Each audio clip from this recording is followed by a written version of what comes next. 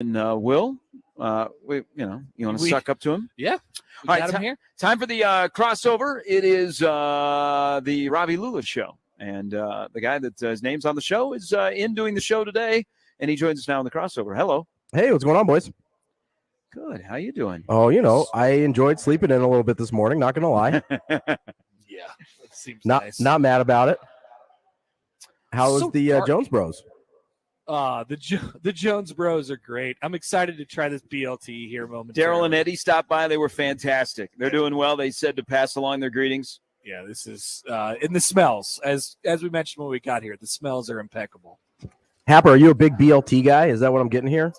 Yeah, I've actually been on like a BLT kick. Yeah, just frying up some bacon, throwing some lettuce and that's a BLT, right? Throwing some lettuce and tomato on it, some sauce. It's a low-key easy sandwich. And here's the thing I like about it. This is the breakfast BLT, so I don't know what's going to be. I assume there's eggs. That's what's going to be breakfast about it. Sure. But like a BLT, you can't shame me for eating that at 9:00 in the morning, which is great because it's sort of like it's not particularly heavy. It's not soup or anything like that. I suppose you still could if you wanted to, but it seems a little bit more brunchy, right? Oh, yeah, I think there's some brunch vibes. You get the bacon in there. I think tomato has a brunchy feel to it, so I think you're okay there. Yeah, I don't think anybody should shame you for a BLT. Thank you. Even though it's a lunch item, I sometimes eat lunch at 8:30, 9 in the morning. If I said we're going to brunch, do you think it's all you can eat? No. I'd prefer it be, but I know that's not always the case. Like an all-you-can-eat brunch is the way to go, but there's a lot of places you can go to brunch that are not like buffets. I think just standalone brunch is overrated. Now, there might be bottomless mimosas involved. Which is more important than the buffet, if we're being honest. Have you ever partaken in bottomless mimosas? Yes, I have. I have as well. Yeah, it's not my go-to. You know what? Champagne is not my thing. Oh, I love champagne. But it was okay. Love champagne. Yeah. I had bottomless mimosas when I woke up earlier than everybody else in Vegas. Oh, I think you're going to say this morning. Not this morning. That would be a vibe, Cap. That day was an adventure for me, but I do not regret the start. Now you got me on this brunch thing. I think brunch is overrated. Wow. So what was there something specific about champagne you don't like, or is it just not for you? I just don't like the taste. Okay. Fair. Why is that? Like, why am I getting crushed for the taste the of whole champagne? thing. It's well, some people don't like the carbonation. Some people don't like the texture. Like it kind of, certain alcohols leave a different mouthfeel. I understand what you're saying, Gary. Connor, you know this. It's the taste. Things go down differently. Oh, okay. I like Connor, everything else about it, but the taste, you're not going to eat that, or you're not going to drink that. I don't. The carbonation is the thing that gets to me. I just want something. I'm putting something in my mouth. I want it to be smooth, and so a nice little cognac. The champagne is like a startler to me. I do like a cognac, but I enjoy champagne. I enjoy The whole question is champagne startling? Well, if it's a really dry champagne, it can be. Those kind of like hit you in the mouth a little bit. You almost have to go with a little bit of a sweeter champagne if it's from the Champagne region of France. Yeah, so we're using sparkling wine. Yeah, we're using champagne as a general term for sparkling wine here. I hope people are okay with that. Whoa! You are unveiling that you are a high-level champagne person, because I thought that the best champagne that I've ever had is like that grapes Welch champagne. Oh no, Gary! You're telling me that that maybe I have been doing champagne wrong? Yes. Yeah. That I should not be also doing like Boone Farms wine. No. There is good champagne, and there's but it tastes all the same. I'm still getting the. Oh, it really does not taste the same at all. I don't know about that. There's I will hold judgment until I have some of you guys' bougie champagne. I mean, listen, if you want to go a little bit cheaper, but you want to get the more of a vibe for champagne, the way to go is like a Prosecco. That's what you want to go with. If you're not trying to spend a lot of money on champagne, if you're just testing the waters, Prosecco is the way to go. The Amazing Daniel, who's right in front of us, says champagne is the worst hangover, second only to mezcal. So that's because of mezcal is nasty. That's because of the sugar. Anything with too much sugar in it, you're gonna have a bad hangover. That's why you drink it in the morning at brunch so you can kind of wear it off through the day. You can't go to sleep Brunch? drinking champagne. That's a terrible idea. Gary, backing on brunch? No. Just have a better champagne. Just have a better champagne, and then you're back on brunch. B.O.B. Back on brunch. Didn't you have like the first time you took a sip of alcohol? Isn't it the same as when you had your first sip of champagne? You had the same reaction? No, not at all. It didn't really taste like anything except for you could just feel the bubbles. Champagne like got me into alcohol, I think. Like I was at a wedding and I had beer and like some hard alcohol before. Whoa. Yeah. What is going on here?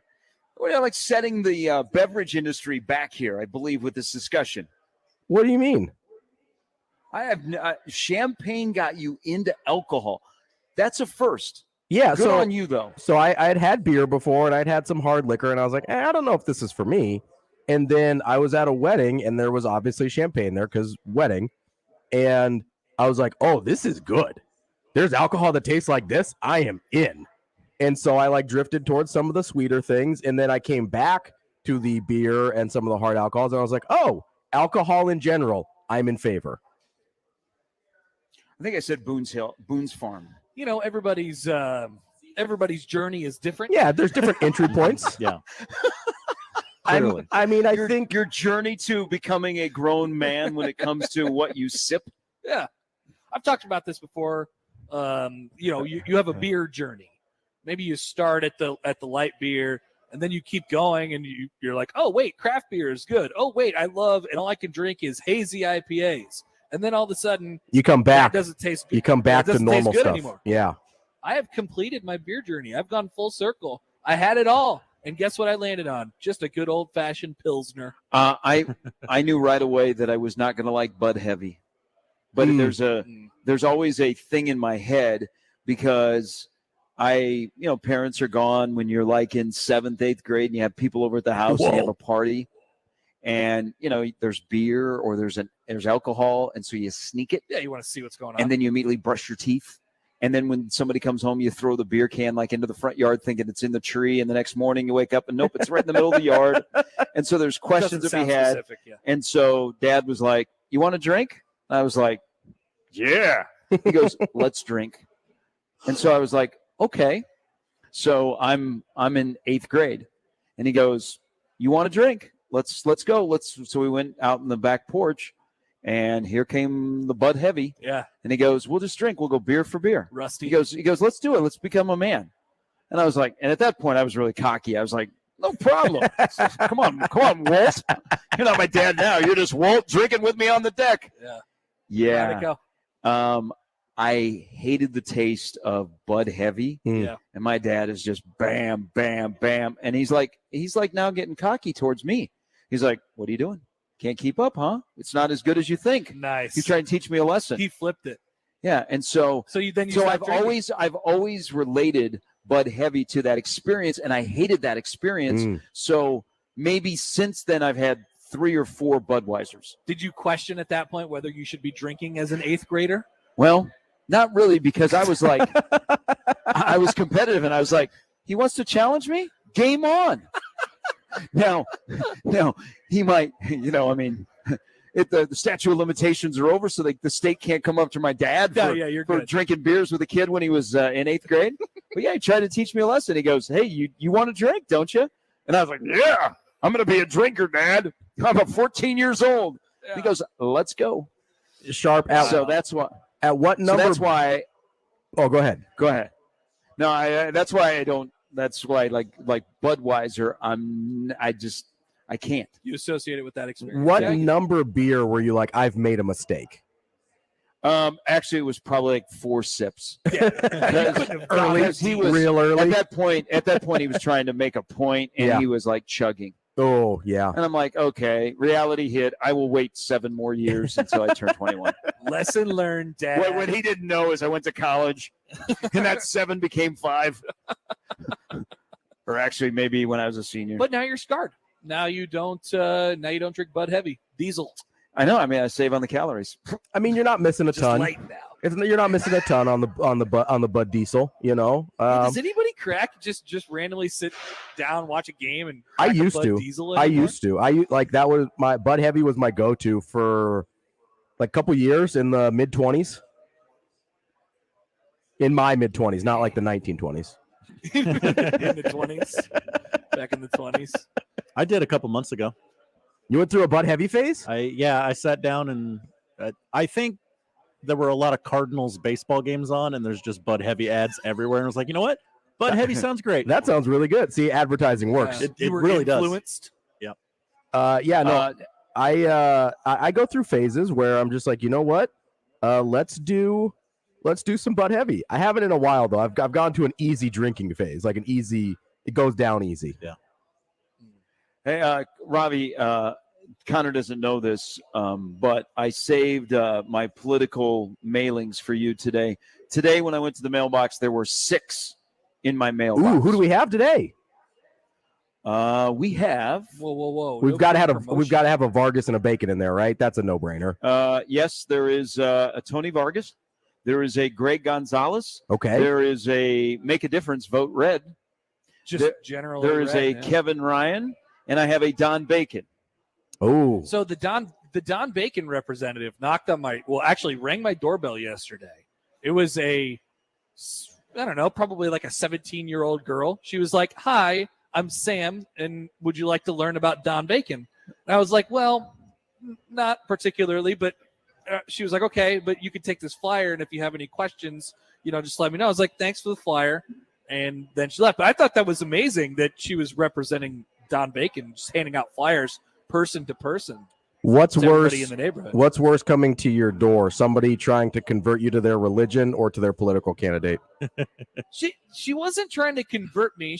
It was more of an awareness check. Like, hey, you have to understand that Don Bacon exists. But with the religion people and you know what else is happening? The solar panel people. They'll knock on your door and they say, we can make sure you have no electric bill. You need to buy solar panels from us. And that's they knock on your door and they convince you to buy solar panels. That's worse than the political candidate. Did you buy solar panels? No, I did not buy solar panels. I still pay OPPD. Stan emails in the Equitable Bank inbox, and he goes, 6, try 14 political mailings in my mailbox yesterday. Ooh, must be a hot district. I would say he's got to be in a borderline district right there. See, I don't get much. What does that say about me? I think your neighborhood has been firmly pegged in one or the other. Hey, Ravi, have a great show and a great weekend. All righty. Thanks, boys. We'll see you Monday.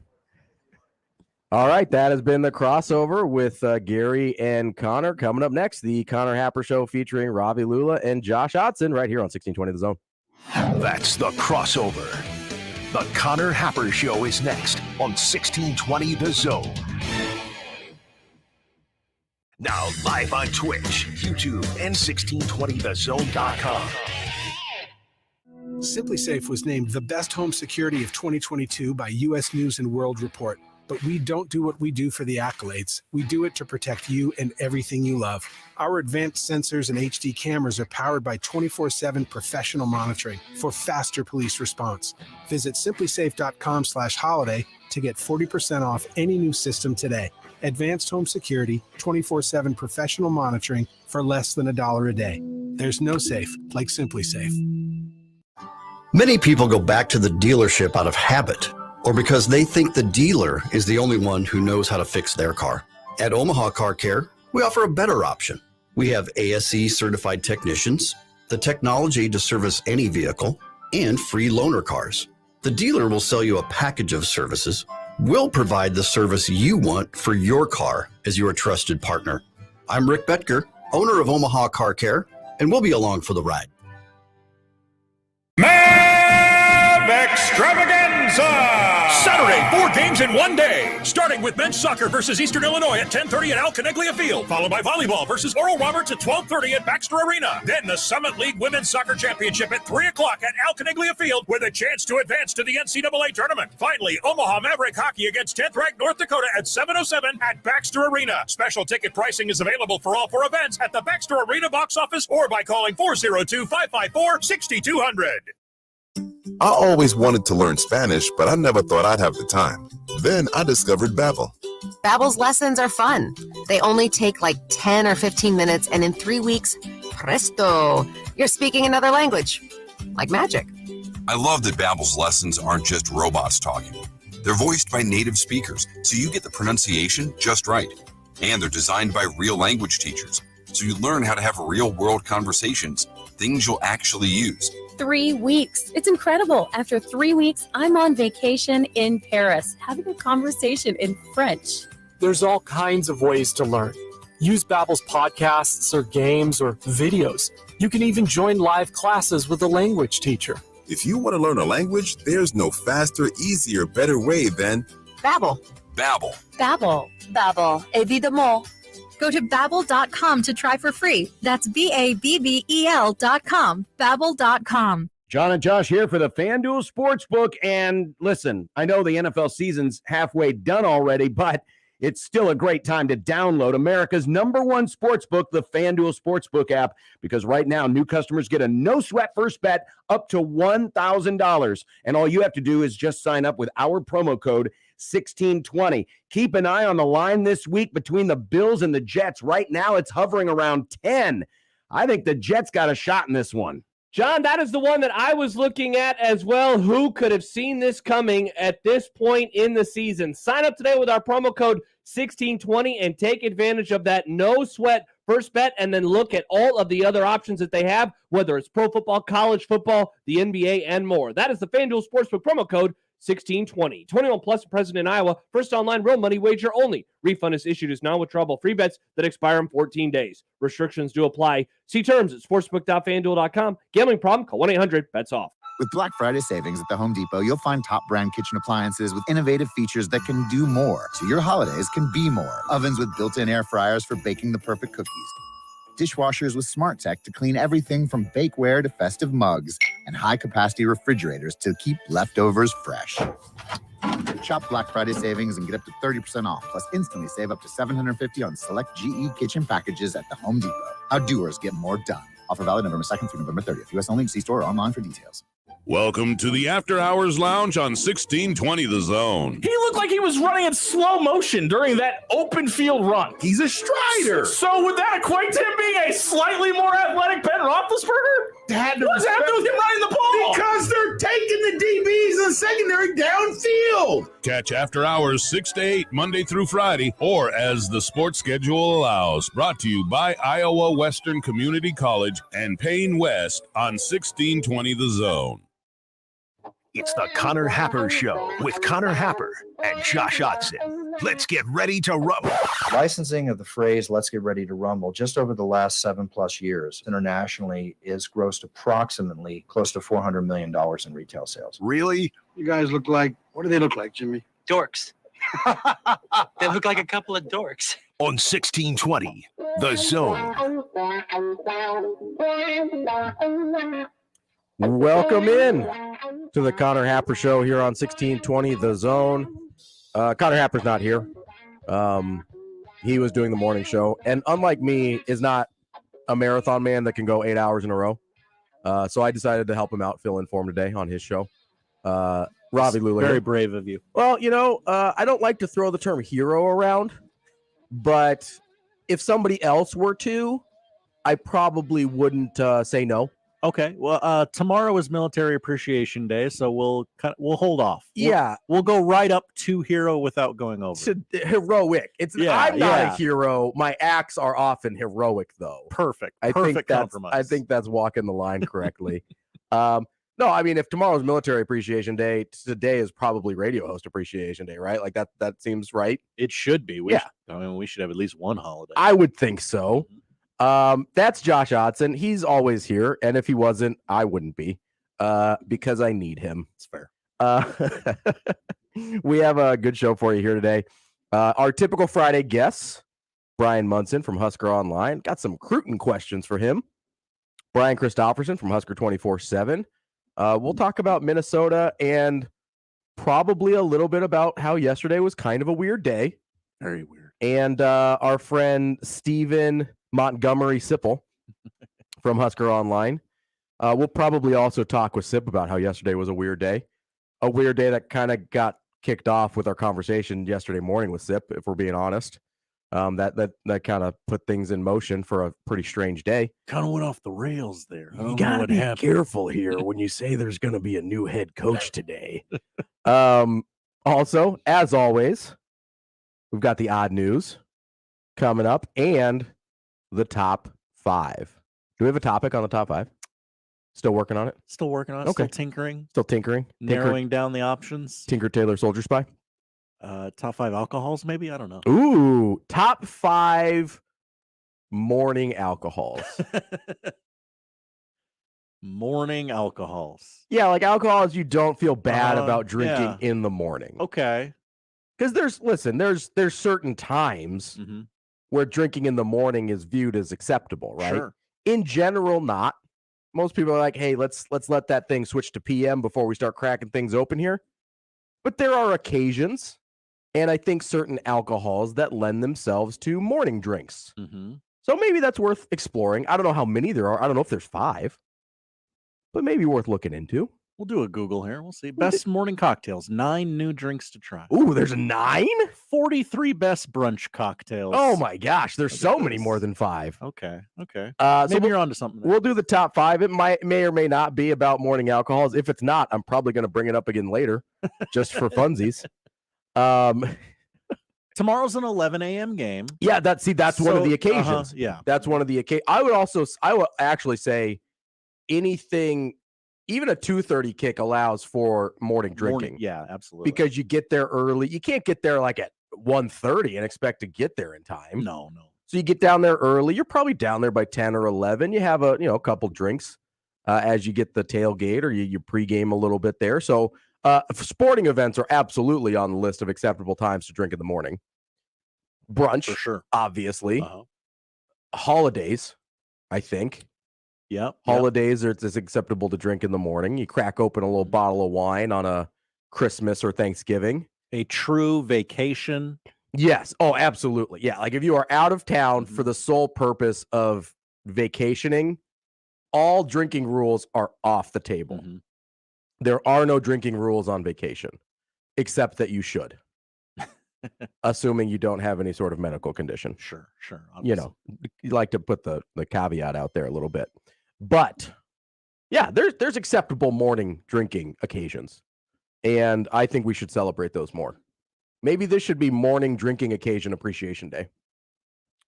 You know what? Let's be heroic and sacrifice the radio show appreciation. I agree. Well, honestly, we get enough appreciation most days from our loyal listeners. Yeah, who tell us that we're right all the time. Our 6 A's to 6 P's who are never snarky or sarcastic with us. Nope. Always appreciate when we have something to share and share it. They appreciate our knowledge and wisdom and insight. So we don't need extra appreciation. No, they're never demanding. Drinking in the morning does need extra appreciation. Yeah, I think. So we're going to dub that. Yeah. Morning Alcohol Appreciation Day. Really enjoy that. Listen, we're coming up on the holiday season. Awareness needs to be raised. And that's what we're providing for the audience. Honestly, it's a public service. Free of charge, mind you. Yes. This is, I don't know if you know this, AM radio, it's free. And no matter how you listen, it's still AM radio. Our YouTube channel, free. Yeah. The Twitch is free, right? I don't use Twitch. Yeah, it is. Twitch is free. The app, we have an app, it's free. Have you heard? Our website, 1620thezone.com, free. This is all free of charge, folks. Public service announcements, knowledge, wisdom, humility. We offer it all for free. And you can get in touch with our show a lot of different ways. The Les Hills Harley-Davidson hotline, 402-951-1620. You can call or text that. You can get us on the J-Tech Construction Zone Twitter feed at RALULA. That's RALULLA. Or at Happer Show. You can also hit Josh up on the Equitable Bank inbox. We take banking personally, equitableonline.com. That's Josh O at 1620thezone.com.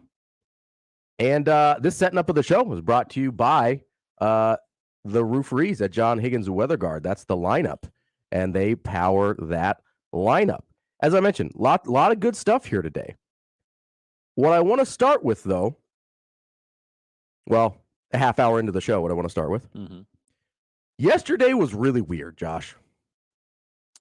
And bit of a weird vibe. It was. Let me start just by saying this. I think something did happen yesterday. Then what was it, Ravi? That I cannot necessarily tell you. Can't or won't? You media guys are always sitting on the story.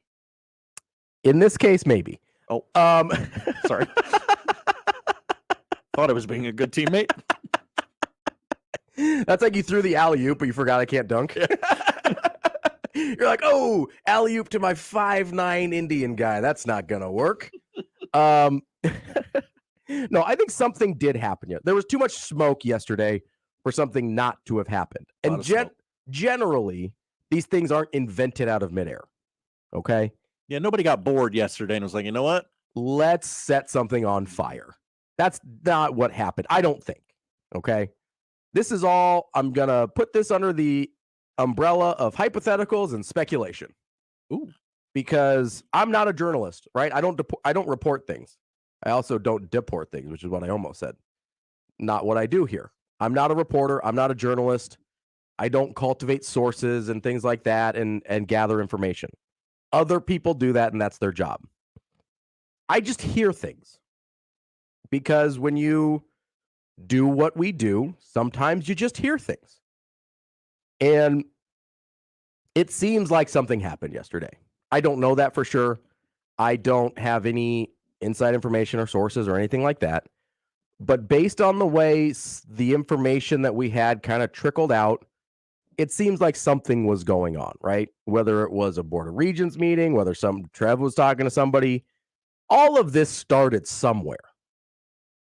And it made for a really interesting day. About this time, 24 hours ago, we thought we were mere hours away from a new head coach being named. That did not happen. I don't know if you're aware, Josh, but that didn't happen. Oh, it didn't happen. No, we don't have a new permanent head coach yet. Okay. I'd like to make that abundantly clear. Okay. Because you see, I had heard what had happened was it is possible that they made a decision. I mean, if we're being honest, it's possible they made a decision. Isn't that the most likely scenario? Some people were informed that a decision had been made. If I had to guess. Yeah. Okay. And that's all I'm doing. I want to be very clear here. I know nothing. If I had to guess, a decision of some kind or a passing along of information of some kind occurred yesterday regarding the head coaching position. Because there was too much smoke around the situation for it to be nothing at all. Now, we don't know what that was. The most likely scenario at this point in the season is that it's either Mickey Joseph having the interim tag removed, or it is a coach that is currently unemployed. By unemployed, I mean not full-time coaching. Like, I know they do broadcasting and stuff sometimes too. But so that narrows down your list pretty significantly, right? You're basically talking Mickey, Matt Rule, Urban Meyer, or Chris Peterson. Like, those are that's the list. Those are 4 names. Dan Mullen would like a word, Ravi. I bet he would, but I don't think he got one. I fully believe that's kind of the area that's the drain we're circling right now, is kind of that list of names. I don't think it's Urban. That's just my gut. Urban does not seem like a Trev guy at all. Too much drama, too much nonsense. I'm crossing Urban off the list just because. I don't think it's him. Oh, guess you don't want to win. Okay, fine. I'm not saying it shouldn't be him. I am. I mean, I don't think it should be him, but this is not about validity of the candidacy. It's about whether or not I think that's actually occurring, and I don't think it is. I think he used Urban as a sounding board to kind of feel out interest for the job and how other people viewed the job outside of Nebraska. Mm-hmm. I don't think Urban was ever a serious candidate. I also don't think Chris Peterson's returning to coaching. And if he is, I don't think he's taking on a rather large rebuild in Nebraska or a place like Nebraska. I think the college football fans in general across the nation are all kind of rooting for Chris Peterson. Like, we would love to see you come back, Chris. Would love it. But it just doesn't seem like this is the spot. No, if Chris Peterson ever comes back, I think it'll be kind of an easy takeover situation, like a turnkey operation, if you will, where he's just like, yeah, I can just step in, coach some football, and keep this thing rolling. I don't, when you have a guy that leaves because he's a little burnt out, also looking at you, Bronco Mendenhall, it's hard to imagine them undertaking a fairly sizable rebuild. And it's not just because, listen, I call it a sizable rebuild, not just because Nebraska has struggled for the last 5 years, going on 6 years now. It's not just because of that. It's also because Nebraska is a huge job. It's a massive entity comparable to a professional franchise where you've got a lot of moving parts. You've got a lot of non-football things to deal with. And so it is a rebuild at a massive job. And you kind of got a big hill to climb in terms of the actual rebuild itself. So when I call it a massive rebuild, that's what I mean. I'm not saying you necessarily are like replacing 40 guys on the roster or anything like that, although you might. I'm saying the job is a rebuild, and it's an enormous job, which makes it an enormous rebuild. So I don't think Chris Peterson's up for that. So where does that leave us? Mickey Joseph and Matt Rule. That's kind of where everyone landed yesterday. There were Auburn reporters, and this is just me reading things. I don't know Auburn people. I don't have Auburn connections. Oh, you don't? There's certain schools around the country that I do have random connections to. Like, if you ever need Illinois information, I get really good Illinois information. I have sources shockingly close to Brett Bielema. Let's go. But, and by the way, he was never going to come here. Never. No Golden Corrals. We've been. Is there not one in town anymore? I don't know. There used to be one in Bellevue. I think that was the last one standing. That's a long drive for Bert. It's actually, it's not terrible from Lincoln. Lincoln feels like they would have Lincoln Corrals, Golden Corrals. That feels like a Golden Corral town. It does. Maybe Waverly. Waverly definitely feels like a Golden Corral town. No offense to my 0 friends in Waverly, but like there's certain places around the country that I could get you really good information on. Auburn's not one of them. So this is just me reading things that Auburn people have reported or innuendoed or whatever. And that's that Matt Rule has told Auburn that he's kind of already zeroed in on another position and that he should be taken off their board. So people assumed maybe that means Nebraska. We have no information that it is Nebraska except for that it's not Auburn, right? Like that's the leap we made. Mm-hmm. And while there's a certain amount of logic there, there's also other jobs open. Maybe Matt Rule wants to go to Georgia Tech. Maybe Matt Rule wants to go to Arizona State. Maybe Wisconsin is not a huge fan of Jim Leonhard, and they decide, maybe you're a little young. Maybe we go Matt Rule here. Maybe there's a job that's not even technically open yet that's going to be open, and he ends up there. We assumed that just because it wasn't Auburn meant it was Nebraska. I think Nebraska's in the conversation for that, but we got nothing specifically tying Matt Rule to Nebraska. We made some jumps there, some leaps, some assumptions, if you will. So that's where we landed yesterday, that it was either Mickey Joseph or Matt Rule, and we thought it was Matt Rule because he said he wasn't going to Auburn, which is not the best logic in the world. There's a lot of other places in the world besides Auburn and Nebraska, as you may well know.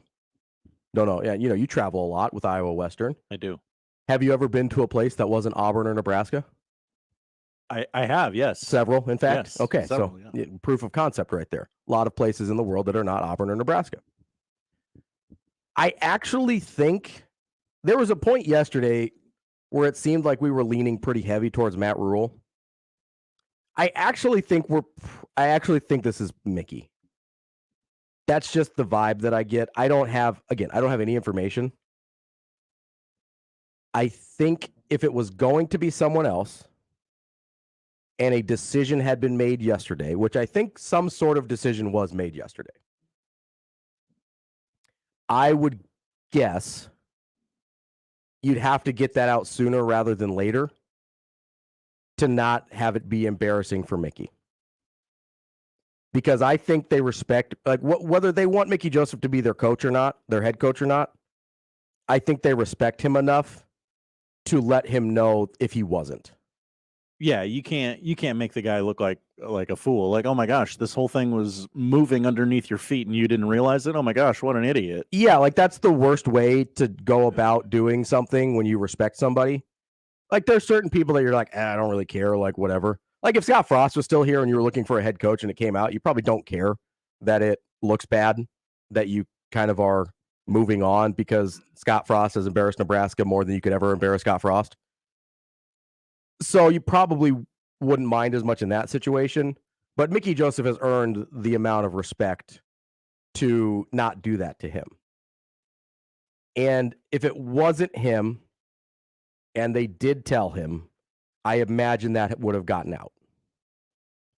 So I'm connecting dots here, Josh. I don't know anything. I can't emphasize that enough. Mm-hmm. I know nothing. But based on the rumors that have widely been spread, I think we're looking at a Mickey Joseph hire, which is not going out on a huge limb, by the way.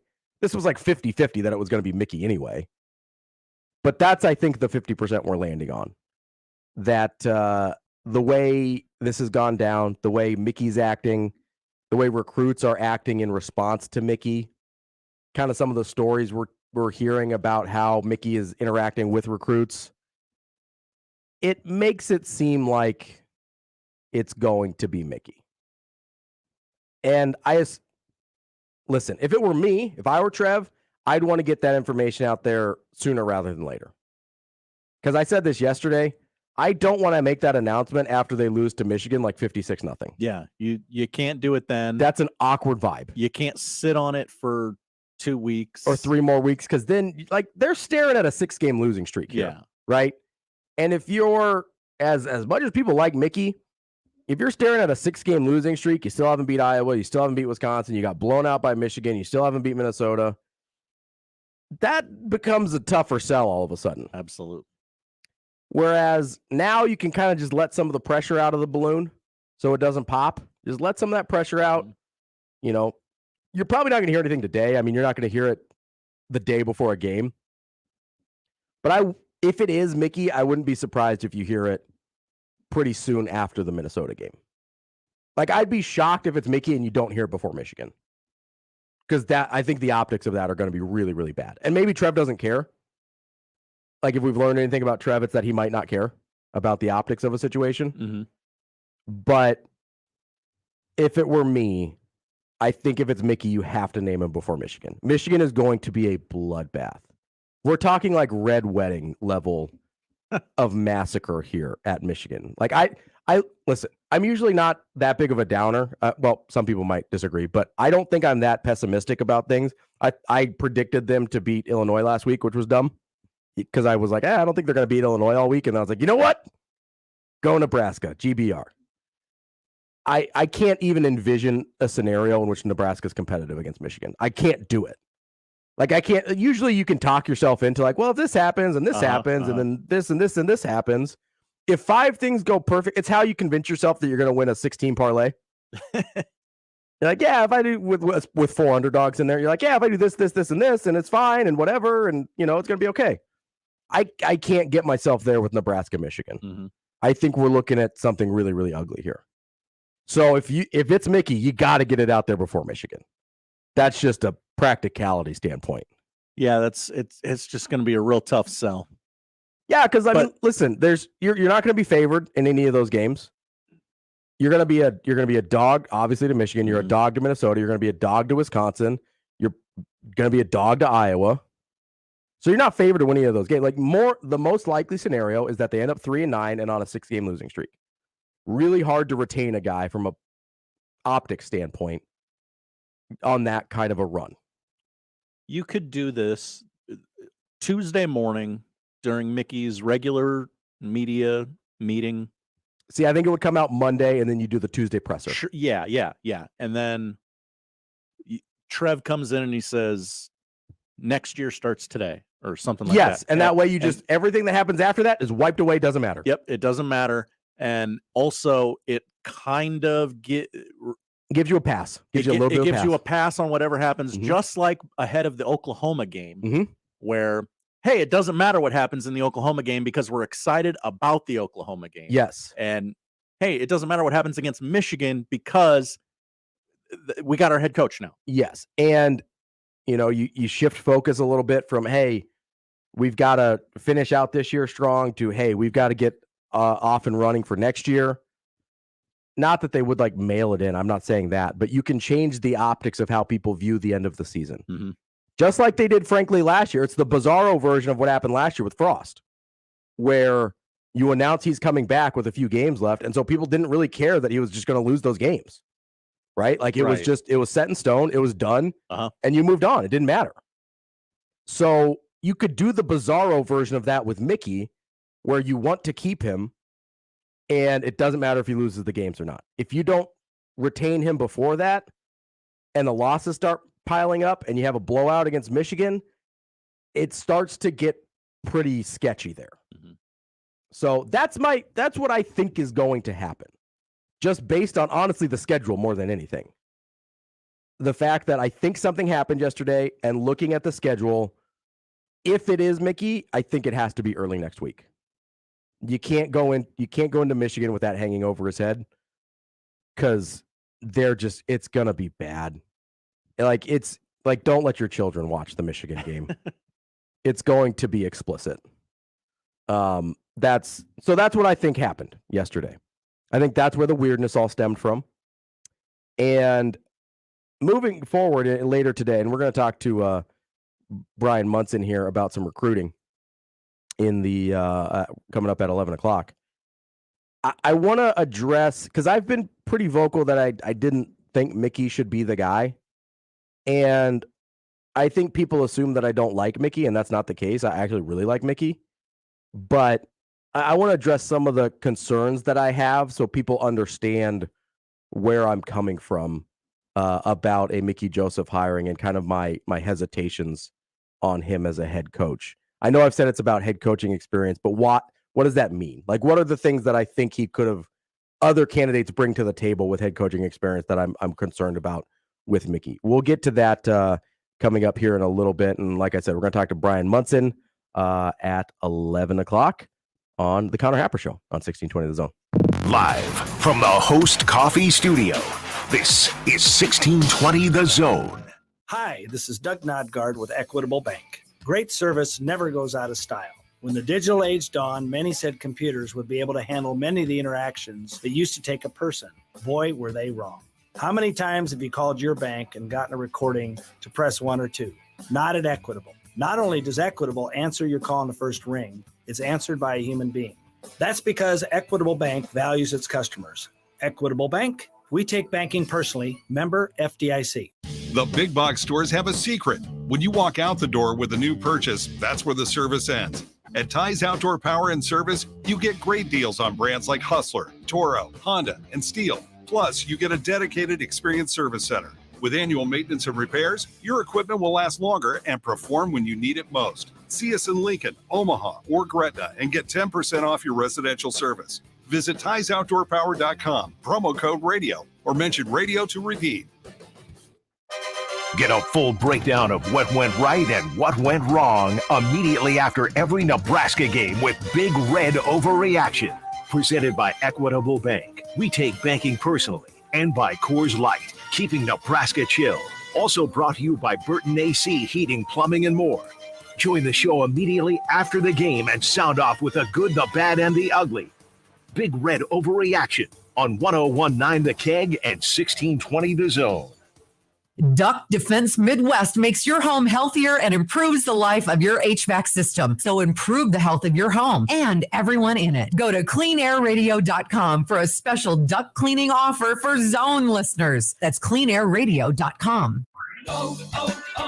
O'Reilly. Don't miss See Better, Drive Safer month at O'Reilly Auto Parts with great deals on wiper blades, headlight bulbs, and more. Right now, get up to a $20 gift card after a mail-in rebate with the purchase of select Sylvania bulbs. Plus, get double O Rewards points with your purchase. Prepare for the weather ahead during See Better, Drive Safer month at O'Reilly Auto Parts. O'Reilly Auto Parts. Ted and Wally's is probably one of the best ways to stand out at your holiday party, whether you are, hosting it for yourself or you're going to one. Ted and Wally's, they're doing their Thanksgiving orders right now. You can do them for parties, tailgate, even Thanksgiving coming up. They're celebrating 35 years this year, and they're doing that with different flavors every single day at both of their Ted and Wally's locations. You can check them out up in Benson or downtown. I love the fact that they will post up their menus every day on their social media. So make sure to go follow them, tedandwallys.com. For Giving Tuesday on November 29th, let's celebrate what we can do together in 24 hours. Donate to your choice of hundreds of local nonprofits with Share Omaha and the newly launched Share Iowa. Discover causes you are passionate about now at Share Omaha and shareiowa.org. Plus, when you give with Share on Giving Tuesday, bonus funds can stretch your dollar even further. Giving Tuesday is presented by Core Bank and TS Bank. Donate on November 29th at Share Omaha and shareiowa.org. Shop Woodhouse Place Hyundai and Nissan, 144th and Giles. KOZN, Bellevue, Omaha, Council Bluffs.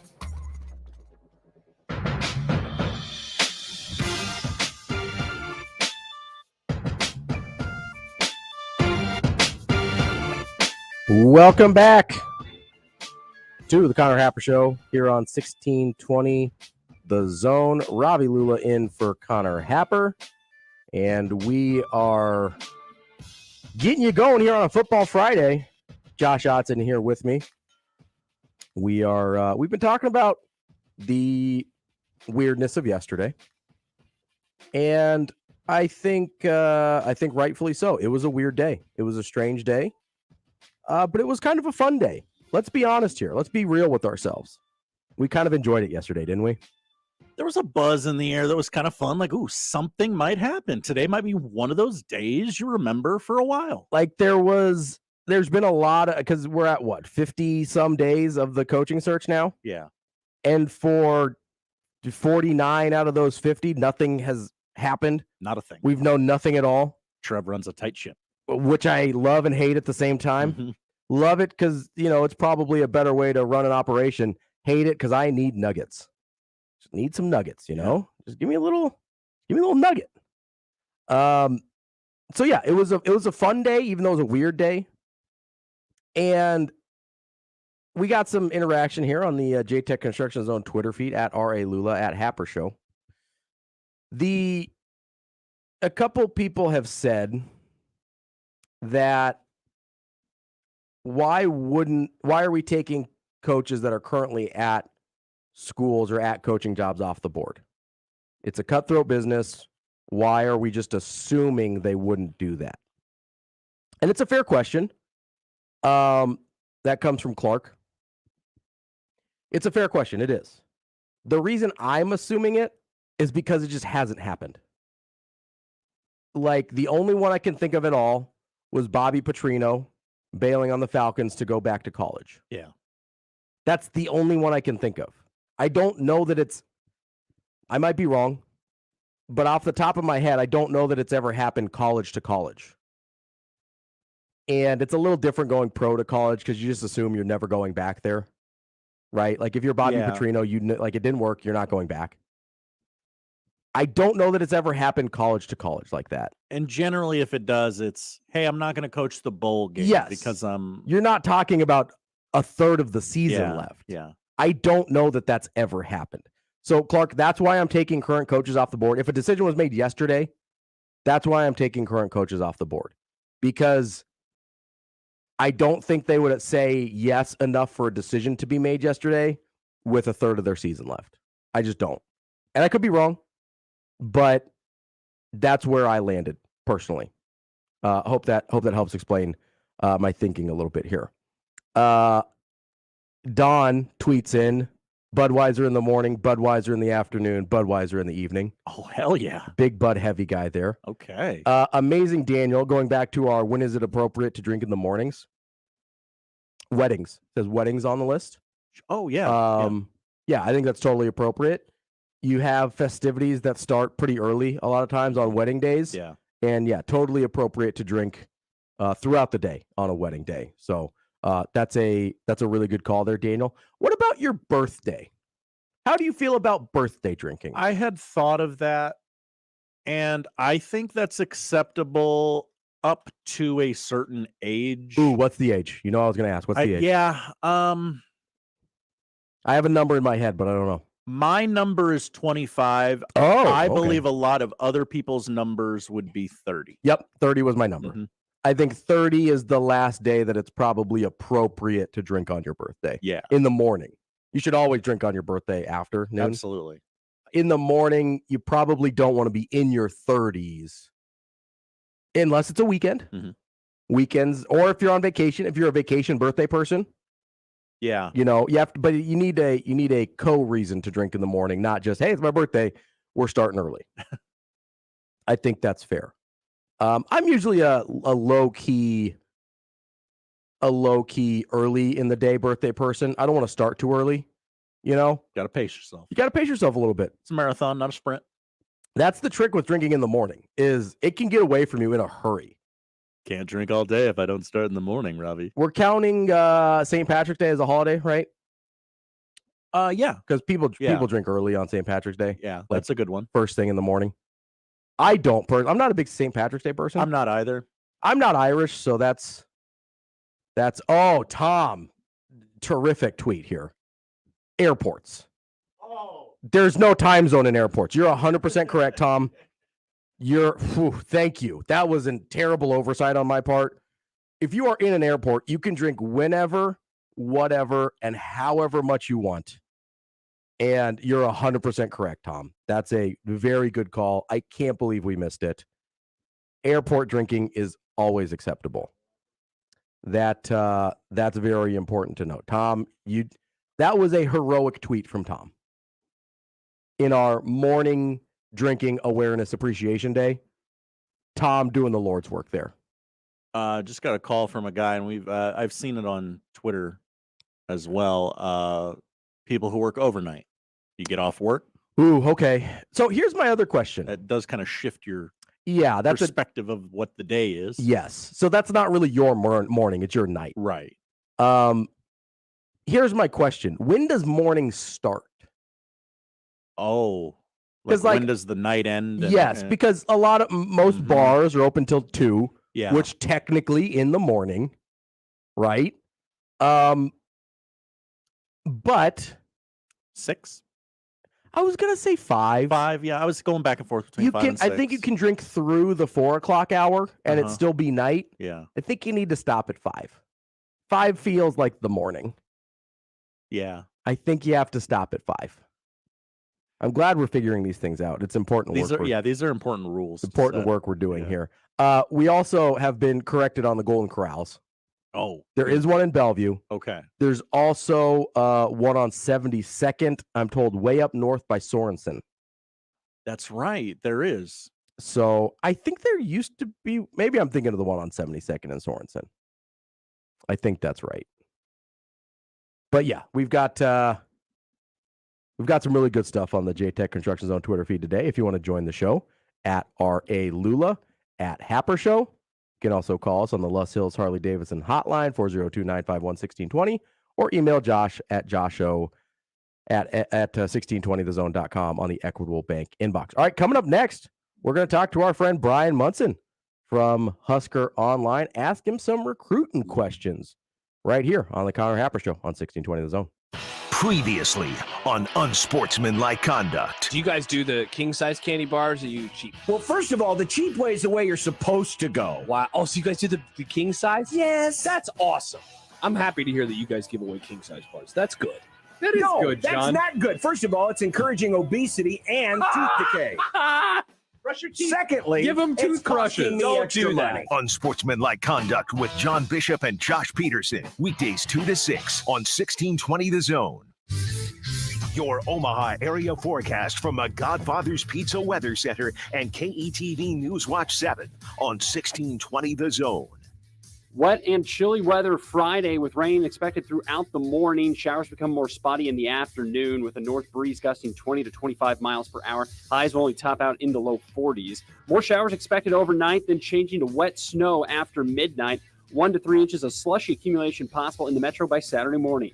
I'm meteorologist Sean Everson from KETV Newswatch 7. Buy your next vehicle your way from anywhere with Woodhouse. Start your journey online at woodhouse.com. Easily shop all new and pre-owned inventory. Explore payment options and apply for financing. Ready to purchase? Schedule your new vehicle for pickup from the dealership or have it delivered to your driveway. Need a little extra help in determining your perfect vehicle? Our knowledgeable and local dealerships can guide you to the vehicle that best matches your needs. Experience car buying your way with Woodhouse, a trusted auto partner since 1975.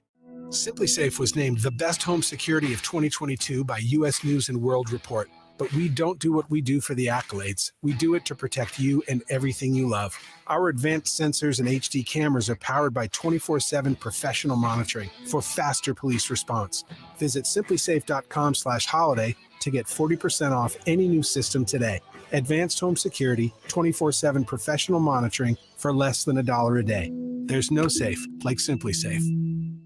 Shingles add beauty, protection, and value to your home. You want CertainTeed shingles. Carp's Complete Home Exteriors is a certified CertainTeed shingle master. When it comes to your roof, CertainTeed shingles and Carp's have you covered. Online at carpsomaha.com. It's the final weekend to save during 42 Degrees grand opening of store number 9 at Baker Square. With up to 75% off, that's right, up to 75% off on everything we carry. 42 Degrees, your source for Kratom, CBD, Delta, and more. From the four corners of the globe, the world's greatest set their sights on one goal. The Breeders' Cup World Championships are coming to iconic Keeneland this November 4th and 5th. Over 2 days and 14 championship races, the pinnacle of international thoroughbred racing will put the most jaw-dropping, heart-pounding spectacle before your very eyes. Coverage begins Friday on USA and continues Saturday on USA and NBC. Visit breederscup.com/2022 to learn more. Mav Extravaganza! Saturday, 4 games in 1 day. Starting with men's soccer versus Eastern Illinois at 10:30 at Al Caniglia Field, followed by volleyball versus Oral Roberts at 12:30 at Baxter Arena. Then the Summit League Women's Soccer Championship at 3 o'clock at Al Caniglia Field with a chance to advance to the NCAA tournament. Finally, Omaha Maverick Hockey against 10th-ranked North Dakota at 7:07 at Baxter Arena. Special ticket pricing is available for all 4 events at the Baxter Arena box office or by calling 402-554-6200.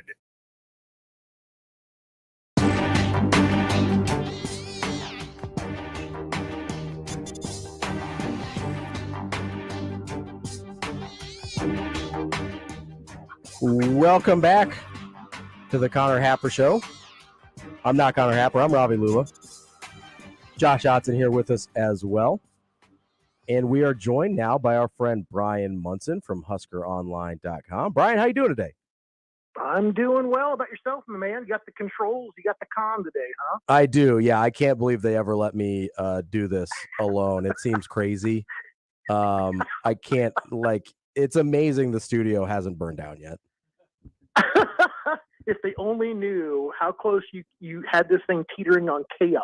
Oh, yeah. It's just every time. Right on the edge of a train wreck every word I speak. Speaking of chaos, yesterday was a weird day. Yeah, it was. Did you pick up on that in Tunnel Talk at all this morning? I think both Sipple and I kind of said, guys, seriously, if this is the way the month of November is going to be, this is going to be awful. Awful or awesome? Because let's be honest, it was a little fun to actually have some at least rumors. We haven't had anything for 50 days. Well, I certainly understand what your point, but I would also say that when you don't have those rumors, it typically means the process is working, and that's the part that I was trying to make mention in my part of the Tunnel Talk. It's look, if Trev was using a search firm, mm-hmm. and all we had were just official people that were being considered to replace Scott Frost or become the next head coach, the search firm wouldn't be very good at doing their job. Sure. And neither would Trev Alberts. And I think that you're in a really, really sensitive time right here. You are in the last month of the season. It's really considered to me to be the kind of the home stretch. If a coach that has got multiple games left on the schedule, if it got out that he had agreed in terms to become the next head coach in Nebraska, I couldn't even imagine what kind of fallout there would be with that. both with his team, his school. Sure. What would he potentially do? Would he walk away from the deal? Does it completely put you back into the dark ages when it comes to like restarting the search all over again? There's something to be said about that, and it just, you have to go through the process the way that it is. But I'm with you. It's not like the days of old where, and I said this too, is like, look, you had so and so waited, on a certain person who told them that they were there as part of rules entourage checking out Lincoln. We used to have those rumors all the time too. But I don't think we're going to hear anything. The quickest I think we're going to hear something is if they decided to go ahead and keep Mickey Joseph as the head coach. Right. And then I think maybe you're talking the week before Iowa is the first time I think you could really see something like that happen. Otherwise, I think you're going to have to wait until after the Iowa game's over with, maybe the Monday or Tuesday after Thanksgiving. So I agree with you that it's not healthy for the search for things to get out. I just mean fun. From what we do, it's a lot more fun when things get out. Yeah, you can sit there and go, if I knew what we were supposed to talk about, we could talk about it, but we don't know. And we'll just sit there and keep telling you that until the time comes along that we have something substantial to mention to you. Right. It's a lot more fun to be like, did you hear who was looking for real estate in Lincoln this weekend? Right, exactly. Those are fun little stories like, hey, you wouldn't believe who was at Baskin Robbins last night, like Nick Saban himself was in Omaha, okay. He says he was there to meet with Warren Buffett, but did he make a little trip to Lincoln? We don't know.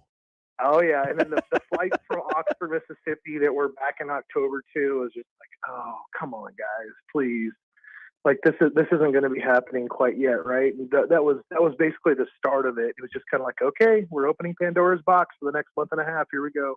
Yeah, you're right. It not good for the search, really fun for us. Sure. Let me ask you this, though. Let's say in a hypothetical world where Mickey Joseph is not retained as the head coach, what happens to this year's recruiting class? Well, in years past, there's an evaluation basically on both sides, both by the staff to the class and the class back to the new staff. And a lot of times, you're like, well, let's take, for example, the latest commitment, Arnold Barnes. Arnold Barnes seems to have a complete and total umbilical to Nebraska back through Mickey Joseph. What would it mean to him if Mickey Joseph wasn't the head coach? What would it mean to him if Mickey Joseph wasn't retained? I think it's almost like a non-starter in a lot of different ways, right? That would be a tough one, I think, for a kid from Louisiana to come up and say that there's something there still for him if Mickey Joseph isn't part of the equation. Now, on the other side of that, there is a significant amount of the 15 kids that are committed currently in the class, or I guess maybe, it's 15, that are in-state. There are guys that are still regional guys that I think that still it would be something that they would need to go back and maybe potentially have to evaluate. You've got some guys like Hayden Moore, who I know is not even picking up the phone for a lot of programs that are trying to call him right now as he kind of waits it out, because that's a dude that's in high demand. So there are some guys that have had some guys, some of the programs take a run at him a little bit here in the last month or so. And you've got some other guys that are just, so into Nebraska that's where they're going to go no matter what. And it's happened. And then obviously there's the other way. The staff comes in and goes, well, that guy doesn't fit, and I don't see what the evaluation is about this guy, and we're going to cut ways with this person and do this thing. So there's going to be a two-way evaluation. I think that Nebraska is obviously going to want to go out there and get into the living rooms very, very quickly with the class and make sure that everything is smoothed out as much as it possibly can be. Explain how things are going to kind of work going forward. And then obviously this staff is going to be working overtime when it comes to going through the current roster, figuring out who's staying, who's going, and then getting into the portal themselves to try to finish things out. You got the JUCO guys that come in those official visits there in that first part of December, and then you got ultimately the signing day in the middle of December. So it's going to be a crazy month of December. I don't think anybody really understands what the full extent of that means, but I'm somewhat looking forward to it, and at the same time, somewhat kind of dreading. You mentioned Arnold Barnes. He committed last week. What does he bring to the table for Nebraska? What kind of player is he? He's not your typical, Nebraska running back, if you looked at like that stable of running backs that are there right now, they're a little longer. They seem to have a little bit more length to them, in their legs and stuff like that. And Arnold Barnes is a little squattier. He's a 5'9", 225-pound bowling ball that has some probably better quicks than straight line speed. Okay. He seems to get to the second level incredibly fast. That's really the only thing I have to kind of to explain all of the missed tackles that happen inside the box. There's guys that just simply slide down his body as he's kind of coming through the hole. And the way that they get him, they don't get helmet across. They seem to kind of they kind of misjudge where he's going to be at a point in time, and it's helmet across the back. And then they're stuck trying to wrap, and they can't get a square hit on him because he's so low center of gravity. And he really gets a lot of yards after contact. But then there's also, he has a lot of long runs. He isn't a slow guy. He's not a slow guy at all. I would tell you some of the best runs I've seen from this guy. It's so fun to watch him. Is when he turns the corner, he's got everybody else in his baffles, but there's one defensive back out there on the island that's playing in zone. And all of a sudden you got a 5'9", 225-pound, runaway train that says, you're going to get low on me. I'm going to show you how low I can get, and just runs these guys over. He's got bad intentions running the football. He's got great speed. He's got good hands. And obviously I think it's one of those Louisiana connection things that provided if Mickey Joseph and Coach Applewhite are, retained as part of that staff. I think it's something that Nebraska has to feel good about, is still developing, still taking shape. I think Nebraska fans need to feel better about this one too, because I know that he was a Tulane commitment, but just took an official visit to Iowa. Iowa is very sound in their evaluations of running backs. I think Nebraska would love to have been a little bit bigger player on some of the running back guys that Iowa has taken. They just do a solid job evaluating that position, and that's a guy that Iowa took a run at late. What does he remind you of anyone? Is there somebody that comes to mind when you watch him run? I don't, because he sounds pretty unique. Corey Ross. That's kind of who I thought. Yeah. Here's a funny story. I kind of saw a guy that looks a little bit like him that actually is in Omaha this year. Okay. I like Cole Ballard to Arnold Barnes a little bit. Okay. So Ballard's not quite as big. He's taller, but not quite as big. He's longer. He's a 6-foot guy. Yeah. He's not as stout as Barnes, but they're both like, they're 4'6", 4'7" guys that they tout, but they've got better game speed. Okay. They're more effective with the tools that they have basically than anybody else on the football field. That's how they get all this production out of themselves, is that they understand the game. They got a high football IQ. They know how to put distance between themselves and the defenders. And I tried to mention that this morning too, because I saw Cole Ballard pick up a preferred walk-on from Oregon, and I think that's really a guy that Nebraska has got to be sitting here thinking about how to keep him home. And unfortunately, I've done so much comparison and looking at guys on film that Corey Ross popped up and Cole Ballard as far as the guy this year. I kind of felt like they're similar in some of those physical attributes and how they run the football after they have the ball in their hands, getting past the measurables, and how they look on paper. So let me ask you about Cole Ballard real quick. We're talking with Bryan Munson from Husker Online. So he's got the preferred walk-on offer from Nebraska. Mentioned the preferred walk-on offer from Oregon. From Oregon. Okay. Is Nebraska walk-on from Oregon? Is Nebraska gonna have to give him a full scholarship to get him to stay here? Well, I mean, if you're looking at like compare him to like a Corver Dema. And Corver Dema, essentially how South Dakota State kind of works from having gone through it before. They kind of do a 75%, and then if you get a certain like ACT score, they get another scholarship that goes on top of that wipes off the last 25. So therefore, you're essentially a full ride scholarship at a 1AA school up there in Brookings. And Corver said, "I want to stay home. I want to be a Husker." So he was willing to go ahead and pass up basically a full ride at Brookings to be a Jackrabbit to stay at Nebraska. I think Cole Ballard I think it's long overdue recognition, because his season has just been amazing. He's 10 games in. He's averaging 10 yards a pop. He scored over 30 touchdowns. His longest run is from over 80 yards. He's gone over, I think, 100 yards a game in like 4 or 5 of the contests he's had so far this season. It's going to be really interesting to hear about and read about how he does that against Creighton Prep.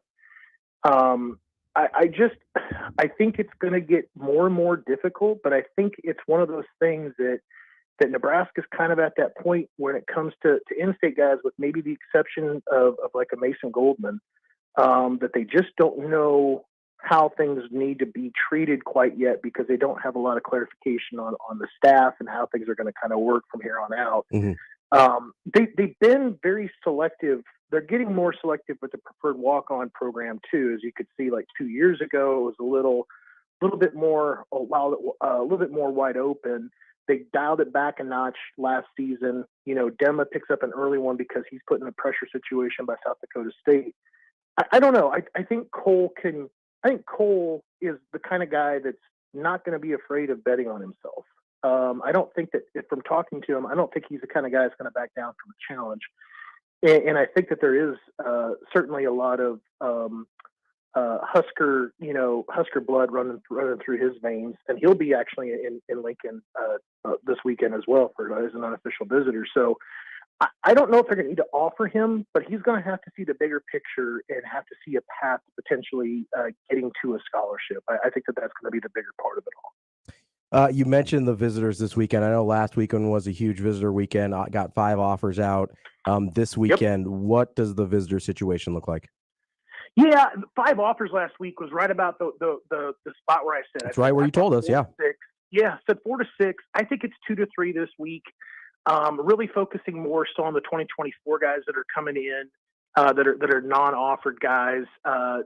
It's hard to kind of look past a guy like C.J. Wiley from Alpharetta, Georgia, 6'4", 200-pound wide receiver.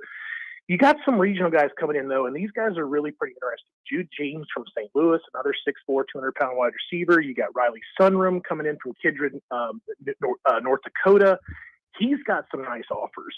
Really academic guy, too. He's got like a Duke offer to kind of go on top of it, but he's like a defensive tackle, offensive tackle. I'll be really interested to see what he tells me after the weekend, like where he weighed in and where he measured in at.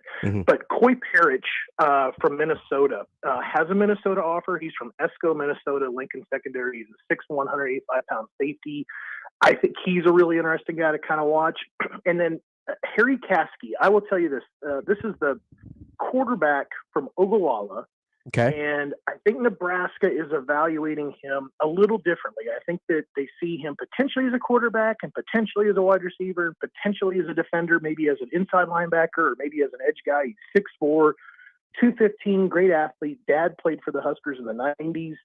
And I just think that he's maybe caught up still, like maybe where Cole Ballard is to a lesser extent, where, you know, the next batch of in-state offers, it's maybe going to come down to, you know, who's going to be the next head coach, when is that going to come down, and when do they kind of get around to making that part of the next part of business, because there's just so many other things that are just waiting to happen here in the next month and a half. All right, so do you want to call your shot again on offers and commits? Because last week you nailed Arnold Barnes. You nailed the number of offers. Any predictions for this week? I'm going to say 2 to 3 offers. I think that C.J. Wiley is a slam dunk. I'm thinking that Coy Parrish is probably right there. I like the Sunrum kid from North Dakota. Jude James is an interesting guy as well. I'm going to go 2 to 3. I'll go high side, and I'll say it's 3 offers this weekend. Oh, another guy to mention too. Like I said, Cole Ballard before. Another guy in state that really had a great season this year needs to be mentioned is Pierre Allen Jr. Okay. That name is going to make a lot of people feel really, really old that Pierre Allen could really have a kid that's a sophomore. People have to understand, I talked to Pierre Allen in high school. That's how long I've been doing this. So because of that, I remember still talking to him to this day. Like, oh, what a crazy, crazy scenario that I'm talking to his son now, too. So, right. But yeah, Pierre Allen Jr. will be there as well. Lincoln Southeast, 6'2", 195-pound, kind of edge linebacker type, still growing. Sure. And that's an interesting guy to keep an eye on over the next year or two. That's our friend Bryan Munson from HuskerOnline.com. Brian, great stuff as always, and look forward to talking to you again soon. Have a great weekend, man. We'll see you. Thanks. Brian Munson, HuskerOnline.com. Make sure you check out everything they do over there. He really good stuff in their tunnel talk that they do every week. So make sure you check that out. A lot of the stuff that he talks about with us is little teases to what's in there. So make sure you check out his stuff there. Josh, our conversation about morning drinking has been very popular. Yeah, we've really hit a nerve with the audience, and that's our goal. Yeah. Don wants to remind us, I assumed this fell under the vacation umbrella, but Vegas, all bets are off for Vegas. Absolutely. No rules. There's no rules in Vegas. There's no morning. There's no night. It's just all Vegas. Mm-hmm. Also, that's why you can't spend too long in Vegas. Vegas is not a week-long vacation destination. Right. That's like 3 to 5 days get in, get out. Ooh, I was thinking shorter. I was thinking 2 to 3. Okay. Yeah. Unless you're doing, I think unless you're like specifically doing something else there, like 2 to 3 days on the strip tops. If you've got something else going on, like if you're going out to Vegas for the Creighton trip to go see BYU and ASU, maybe you go because those games I think are Sunday and Tuesday or Monday and Wednesday. I don't remember off the top of my head. So maybe you go the weekend before, do your stuff on the strip, and then you hang around for the basketball games after that.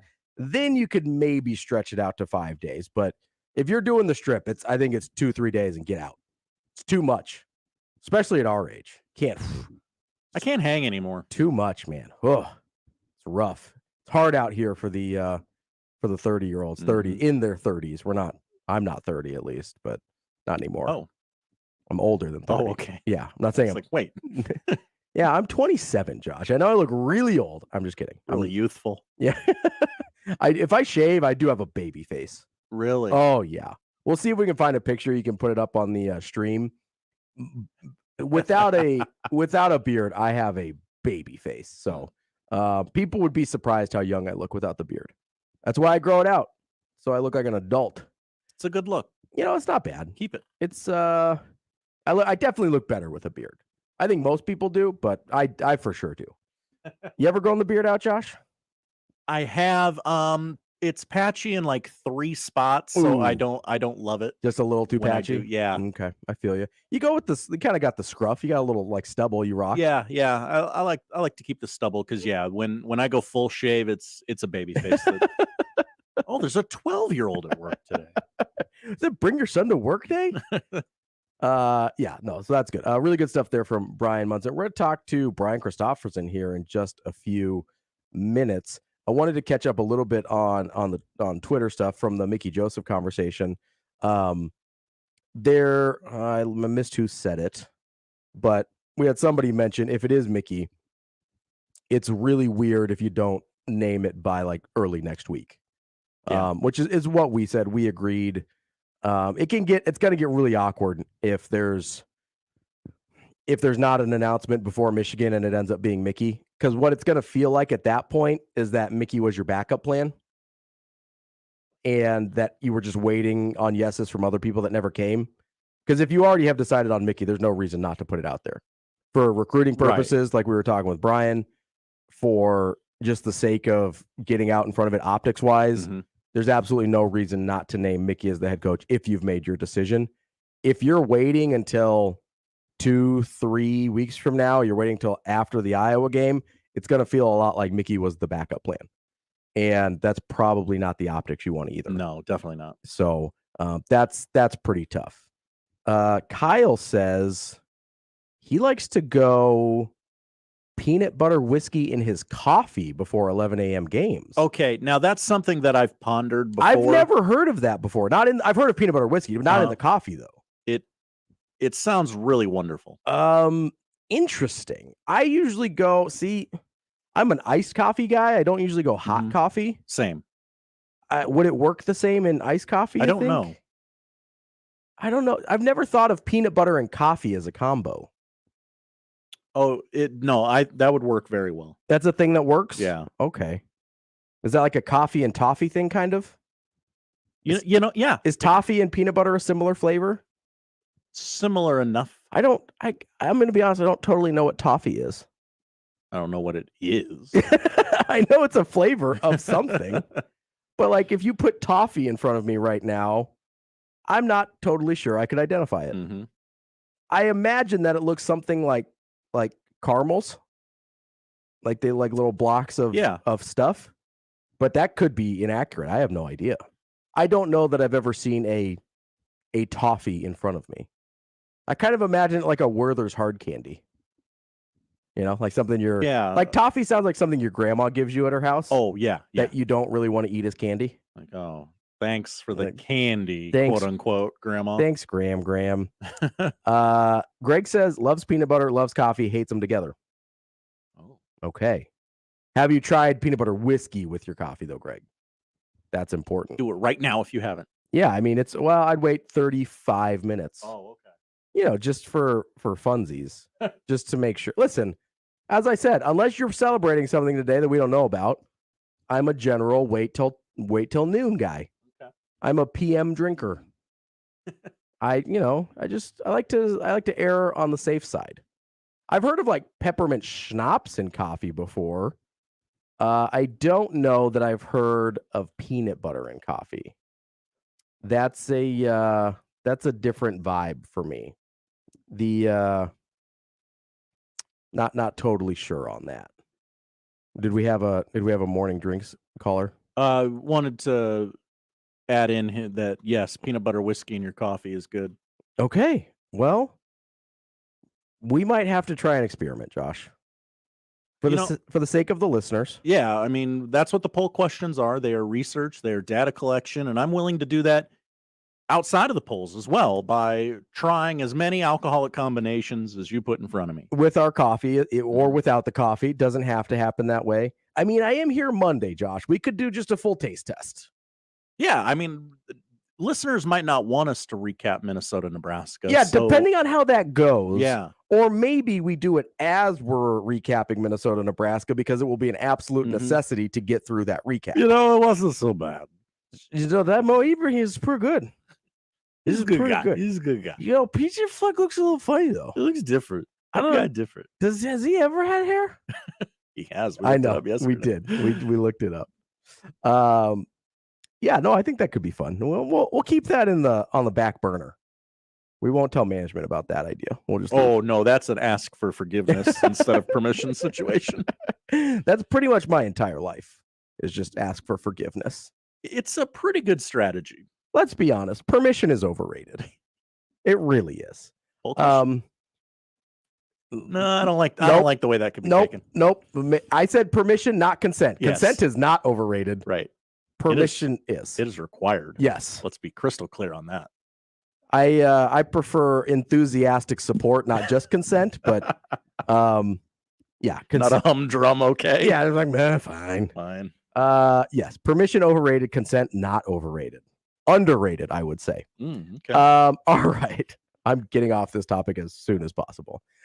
We've got our friend Brian Christopherson from Husker 24/7 coming up. Now basically right here on the Connor Happer Show on 1620 The Zone.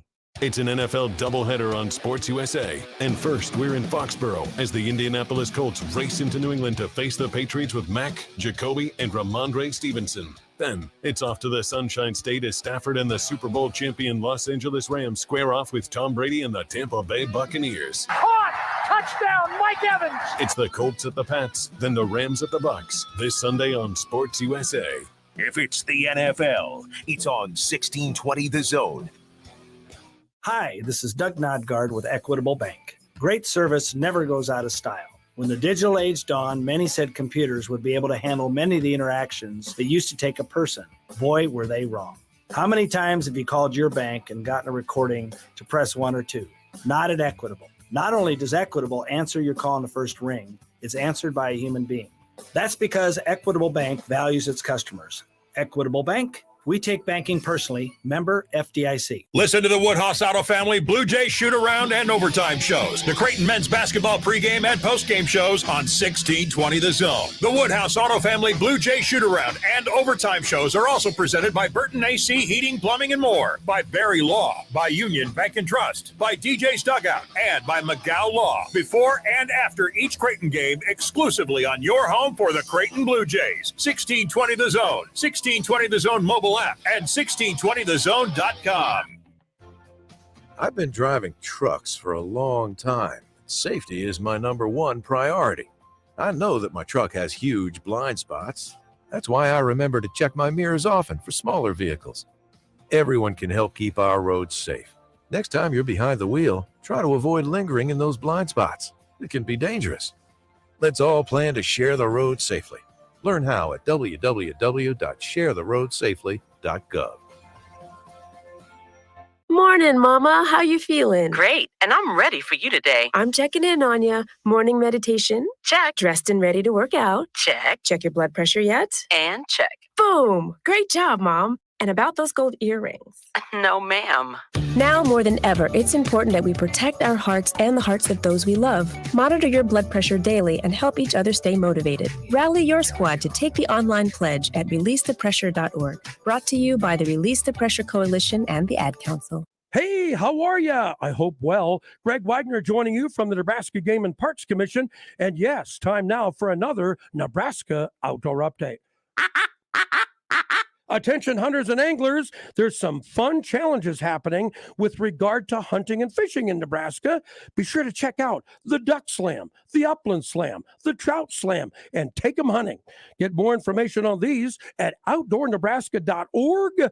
That's outdoornebraska.org. Hey, come see us in the Nebraska State Parklands, will ya?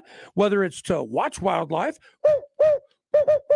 hike a trail, camp, fish, go to an event, or just plain sightsee. The grounds to Nebraska's many state parklands remain open for you year-round. Just need to have that current state park permit on your vehicle and to bring your own drinking water. Feel free to contact us at the Game and Parks Commission for more details on any outdoor topic. I'm Greg Wagner. Roxanne Watson is on a mission to have more people sign up as organ, eye, and tissue donors. What drives her? Roxanne received a heart transplant made possible by an organ donor. I decided that day to devote myself to signing up the most people in the United States. That's my goal. Now she's a powerful force for good. What could you make possible as an organ, eye, and tissue donor? Leave behind the gift of life. Go to organdonor.gov. U.S. Department of Health and Human Services, Health Resources and Services Administration. In a house in Omaha, people gather in the kitchen. They don't talk about school and work. They talk about doctors and surgeries. They're the families of Ronald McDonald House Charities in Omaha. And the kitchen is where they come together to share the struggles their children are facing. For these families, it's the little things, like a home-cooked meal even while far from home, that make the biggest difference. Volunteer to prepare a meal by visiting rmhcomaha.org.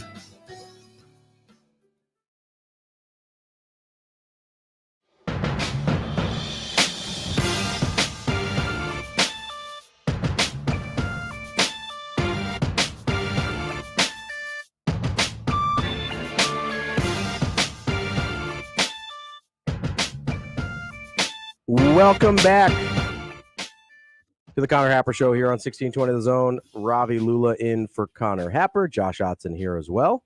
We are joined now by our friend Brian Christopherson from Husker 24/7. Brian, how you doing today? Oh, not too bad. Over here, listening to Fred Hoiberg. Well, I'm sorry. What was that about Fred Hoiberg? Oh, I said basketball had some access today, so I was just over here at the training complex hearing from Fred.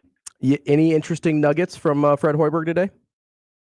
Well, I mean, the thing that's, Derek Walker's status is up in the air right now. He's day to day, and it's specific why, but, that's obviously something they got to work around running right into the season on Monday. So that's sort of the storyline is, how long do they have to operate with that Derek Walker? What's a realistic ceiling for this Nebraska team? I know there's a little bit of optimism that they're built a little different, maybe built a little more Big Ten ready, but what's realistic here? Yeah, I think everybody on the outside is pretty skeptical just because they've seen so many seasons around that 10 win or under mark that it's sort of like it's really hard to convince yourself to even say like, oh, they're gonna, they could get the 500 or challenge for an NIT or something. I think people see that as pretty distant. I don't know that inside the walls they see it that way, which is of course the way any competitor worth his salt should be this time of year. I do believe Fred really the way he talks about him to us, really likes his team and the length, and I think believes they're going to do a lot of the little things better that they didn't a season ago. And we're talking just better on the defensive end, and I think better on the glass. So, we'll see if that's a reality or not. There's a lot of sort of new parts that are fitting in, but the thing about basketball now, and he's stressed this, is they're allowed so much on-court time with guys like in the summer and stuff now that, I mean, even though it's kind of a blended team as it is across the country nowadays, there's actually should be a decent amount of chemistry that's developed by this point. But of course, you got to learn about each other when the games really count and who's made a what in those moments. And that's where, they just need a few good things to happen early. Maybe win a close game or two someone doesn't expect, and that sort of builds confidence. I think that's going to be the biggest thing. We're talking with Brian Christopherson, Husker 24/7. Brian, yesterday was a pretty weird day with a lot of rumors and things flying around. Do you think we actually learned anything yesterday, or was it mostly just smoke and mirrors? I think yesterday was the start of sort of natural. It's November. Like I wrote that in the morning as stuff was swirling, and hopefully it wasn't taken the wrong way. I didn't expect anything to happen today or yesterday. But I think we're now to the point where your head's got to be on a swivel with everything, and you're going to hear some false news. You're going to hear something that might have some legs to it. Like Matt Rule, was thrown out there yesterday, and that's one I think maybe has some legs to it. Like I think Nebraska's got some feelers out there, perhaps, and what we've heard is maybe there is some conversation there. So we'll see. But that's been ongoing with a lot of different guys. So you don't want to just put him ahead of the line right now, or any other guy. But there was some stuff that was said definitively yesterday that was just sort of probably nonsense, and sure. But I think people just got to be able to filter that out. You kind of take it for what it is. And nowadays anybody can post anything. And I just would ask people to not be naive about it. I mean, there's some stuff that gets thrown out, and you can think about it and wonder maybe that's true or maybe it's not. But I mean, there's sometimes I'll see some guy with an obviously fake account on Twitter or something post something, and I'm alarmed by there's like 500 likes or retweets about this, and it's just like, what has happened here that we're even giving this any attention at all? So hopefully some people can kind of get away from some of that stuff. But I would say welcome to the Wild West, and this is November. It's decision month. This is how these things go, and buckle up. October was the speculative from a distance portion of the play, and now we're to this feels real now, and there's got to be a decision that comes soon. And so everything that gets popped up, everybody's, I think, a little more on edge about it. If it is Mickey Joseph that ends up being the head coach, and if that decision has already been made, is there any reason to wait longer than, say, next week to announce it? Like, is there any benefit to it to wait? I don't think they have to rush it if it's Mickey. I mean, I know that it's been out there that he will have other opportunities. Of course, he will, at least as an assistant. It's not always easy, just because if another school has reached out to him as a possible, head coach candidate there's still a lot of process for that to happen. Like, I mean, there's only 131 of these jobs. Sometimes I'll have people say, well, if Mickey doesn't get the Nebraska head coaching job, he's obviously going to get another job elsewhere. I wouldn't bet on that. I mean, it's hard to get one of those jobs. Like, you might get contacted, or your people might get contacted, or you might have a shot at it. But those aren't easy to come by. Now, that said, Mickey, I think, is very alluring for a lot of reasons to be involved in various programs in some capacity, including Nebraska's. And so I do think you have to be mindful of that if you're the Husker brass. And, if there's a point where they really felt like Mickey's got it, I mean, this is the guy we want to ride with. I do think you sometimes have to have that let's not screw around any longer, mindset. But I don't know how close they are to that, or if that's the thought right now. I think he's given them something to think about, though, and that's a credit to Mickey Joseph and the staff that they just kept, they have not just accepted that we're just playing out the song here, and in December we'll figure out what we're doing next.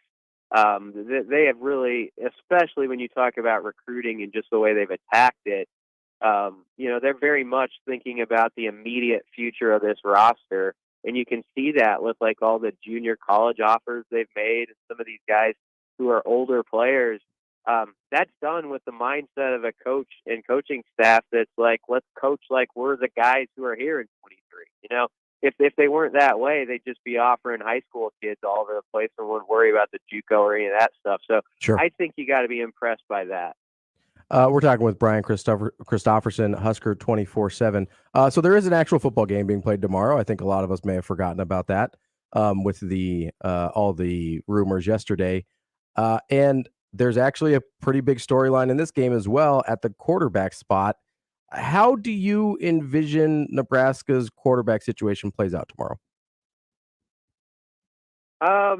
It's a guess at this point, Sure. because I think even into today they were, where's Casey at? Is that even a possibility? My guess is Chubba Purdy starts as of right now, and that we could see both quarterbacks, the other being Smothers.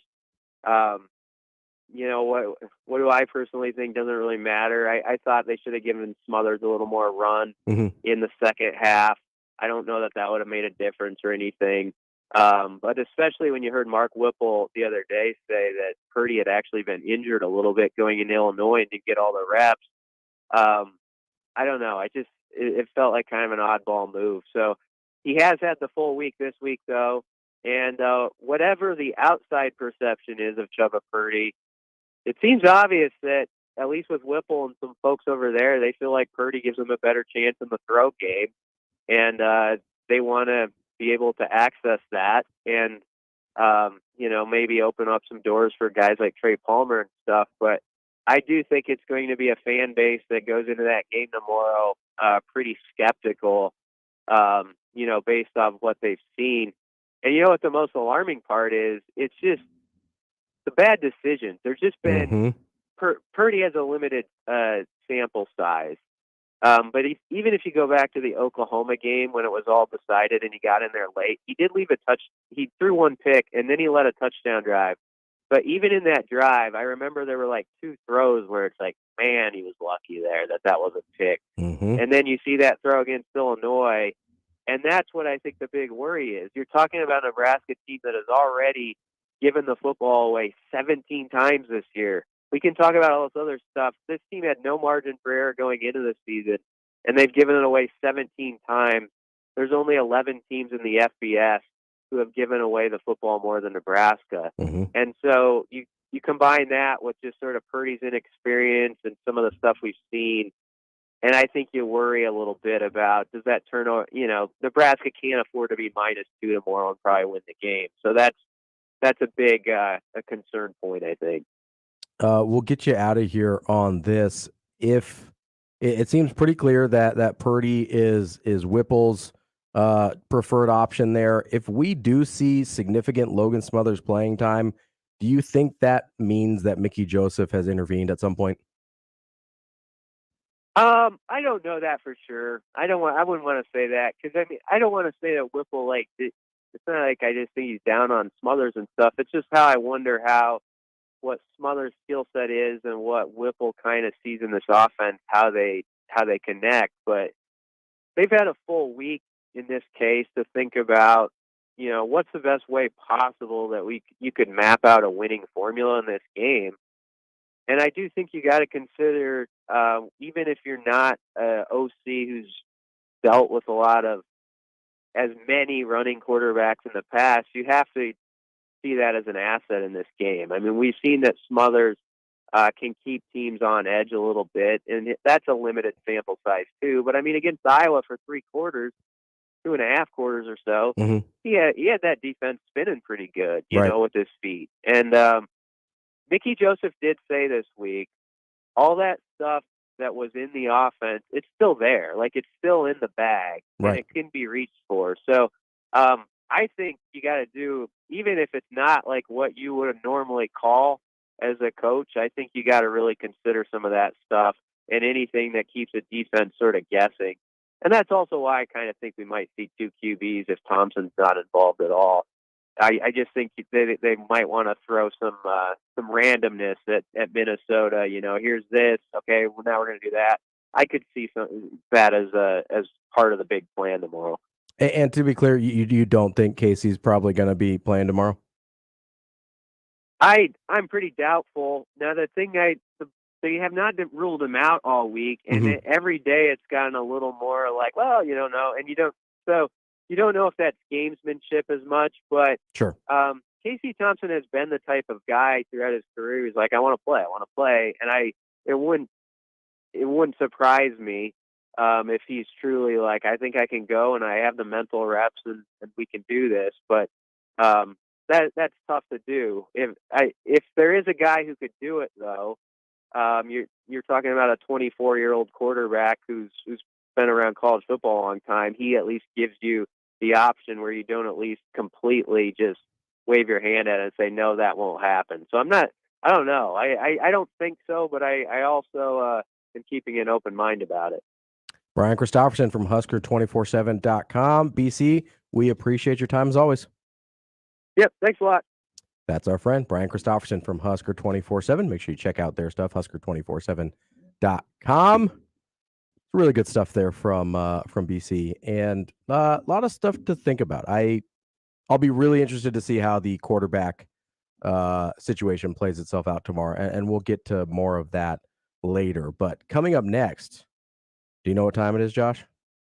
11:48. We're a little late, but nailed that one. It's time for odd news. We will hit that coming up next on the Connor Happer Show on 1620 The Zone. It's Happer for the FanDuel Sportsbook, and now is the perfect time to download FanDuel, America's #1 sportsbook, because right now, new customers get a no-sweat first bet up to $1,000. That's free bets back if your first bet doesn't win. All you have to do is sign up with promo code Happer. Yes, of course, FanDuel Sportsbook has all the normal things, the money lines, the point spreads that you can jump into. But the great thing about FanDuel Sportsbook is you can dive inside the game for your chance at a bigger payout with the same game parlay. There's also live betting, updated odds by the minute on games that have already started. And when you win, you get paid out fast. All on an app that's safe, secure, and super easy to use. So sign up today with promo code Happer for your no-sweat first bet. That's promo code Happer, Happer. Make every moment more this season with FanDuel, official sportsbook partner of the NFL. 21 and over, present in Iowa. First online real money wager only. Refund issued as non-withdrawable free bets that expire in 14 days. Restrictions apply. See terms at sportsbook.fanduel.com. Gambling problem? Call 1-800-BETS-OFF. Live from the Host Coffee Studio, this is 1620 The Zone. It's a new era of Omaha Mavericks basketball. Season tickets start at just $75 for women's and $125 for men's. For the best seats, get yours now at the Baxter Arena box office by calling 402-554-6200 or at omavs.com/tics.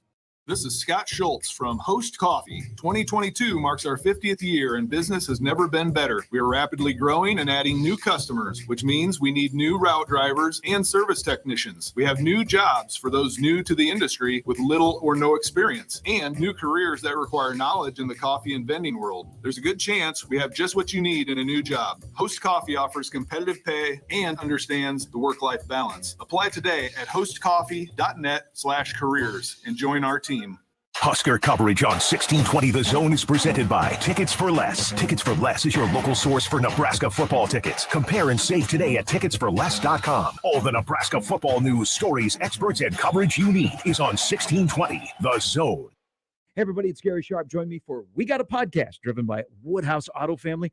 we get more in depth, have a guest or two, and drop nuggets of info you haven't heard anywhere else. Join us for We Got a Podcast, driven by Woodhouse Auto Family, every Friday in the show page on 1620thezone.com or wherever you listen to your podcasts. Hey everyone, Josh and John here for the FanDuel Sportsbook. Week 9 has already arrived in the NFL, and one of the great things about betting on pro football in the FanDuel Sportsbook app is the player props that they have available, whether it's the over on rushing yards, interceptions, anytime touchdowns, plus, of course, the same game parlay, live betting, and, John, the website, the app, so easy to use. Even you can do it, John. Well, Josh, some of us have always been able to do it just right. But you know what else I like? You get your money fast. Plus, with the live betting, even if you maybe didn't have a great feel for the game before kickoff, wait for it, see what happens at halftime, watch those live lines, and don't forget, nailing a same-game parlay can be so much easier with a no-sweat first bet up to $1,000 by using our promo code 1620. 21 plus in present in Iowa. First online real money wager only. $10 first deposit required. Bonus issued is now withdrawable free bets that expire 14 days after receipt. Restrictions apply. See terms at sportsbook.fanduel.com. Gambling problem? Call 1-800-BETS-OFF. In a house in Omaha, people gather in the kitchen. They don't talk about school and work. They talk about doctors and surgeries. They're the families of Ronald McDonald House Charities in Omaha. And the kitchen is where they come together to share the struggles their children are facing. For these families, it's the little things, like a home-cooked meal even while far from home, that make the biggest difference. Volunteer to prepare a meal by visiting rmhcomaha.org. Shop Woodhouse Place Hyundai and Nissan, 144th and Giles. KOZN, Bellevue, Omaha, Council Bluffs. And now we've reached the point in the show where Josh Odson reads the peculiar, the bizarre, the comical, the odd news with Odd Son. Odd news, Odd Son. See what we did there? The odd news with Oddson. That music can only mean one thing. It's time for Odd News with Oddson right here on the Connor Happer Show on 1620 The Zone. Josh, take it away. Well, we begin with sad news. Uh-oh. There is a scandal. Oh, no. Rocking professional cornhole. I have heard about this. And we need to give the people the details. Let's get into it. Especially if you're gambling on cornhole this weekend. We want you to know what's what. If you're gambling on cornhole this weekend, please get help. Baggate is rocking the sport. It's a cheating scandal after the sport's top team used thinner and lighter bags to win a $15,000 prize. Thinner and lighter bags? Yeah. During the game, Mark Richards and Philip Lopez versus Devin Harbaugh and his partner. Any relation to Jim? I don't believe so. Okay. I'm going to bet there's not a lot of Devons in that family. Okay. Harbaugh said his opponent's bags looked thin. An inspection revealed that the bags were not up to regulation. However, the officials also investigated Harbaugh and his partner's bags and found that they, too, were not following the rules. The prize for the game was $15,000. As the sport gains more and more popularity, people are using unusual methods to try and get the upper hand, professionals say. Richards and Lopez were the number one ranked team going into that match. And the dirty underbelly of cornhole is being exposed. Most cornholes do have a dirty underbelly. I'm sorry, I had to. While the situation may seem cavalier, the incident is no laughing matter, Ravi. My bad. During the game, officials inspected why don't they inspect the bags before the match? Yeah, that seems like a logical conclusion, is like pre-inspect the bags. Yeah, if you know you're checking bags, I know I'm not going to be able to cheat. Yeah, well, at least you're going to have to try harder. Yeah. Okay, this is a 3-page article. I'm not going to read Okay. the 3 pages. I just don't feel... Probably don't need that level of detail. Right. See, I would have guessed that heavier bags would maybe be an advantage. Well, this goes into like other ways you could cheat in cornhole. You can wash your bags with vinegar or boil them to make them slicker. Sure, that makes sense. You gotta want them to slide up the board a little bit. I would think maybe heavier, so if you were like teetering on the hole, it would drop. fall in. Okay. It's not like it's so heavy that you're going to be like, I can't throw it all the way. Yeah, I mean, you're not throwing a medicine ball here No, or anything. no. But so that's why I don't really necessarily understand why the lighter bag would be that useful. You know what I mean? Yeah. Like, it's not like you should struggle to throw a bag that distance. Agree. I have played cornhole on many occasion. Ooh, look at you, braggy. And brag much. And not difficult to throw a cornhole bag the distance that you need to, even repetitively for hours on end. It's a very light bag and a very short distance. Absolutely. So I'm not really sure what the lighter bag. If we have any cornhole professionals listening, please hit us up if you know the advantage of a lighter bag. I understand making the outside more slick to slide on the board. That makes sense. We get that. The lightness of the bag, I don't necessarily. That doesn't make a ton of sense to me. Yeah. So he says, Greg says, usefulness of heavier bags depends on the slickness of the board. So what? Okay, Greg. So does a lighter bag slide easier as well? Is that what we're saying? Oh, maybe. So is it all Sure. about the slide? That makes sense. Yeah. Okay. Maybe that. Okay. If that's Heavier bag, more weight on It the board. It's sticks. not going to move. Yeah. Yeah. See, I mean, if you're professional, I would say you just hole it every time. Why you got to slide it? Yeah. You know what I mean? Like just be a pro. You're number one in the. Just hole it every time. Yeah.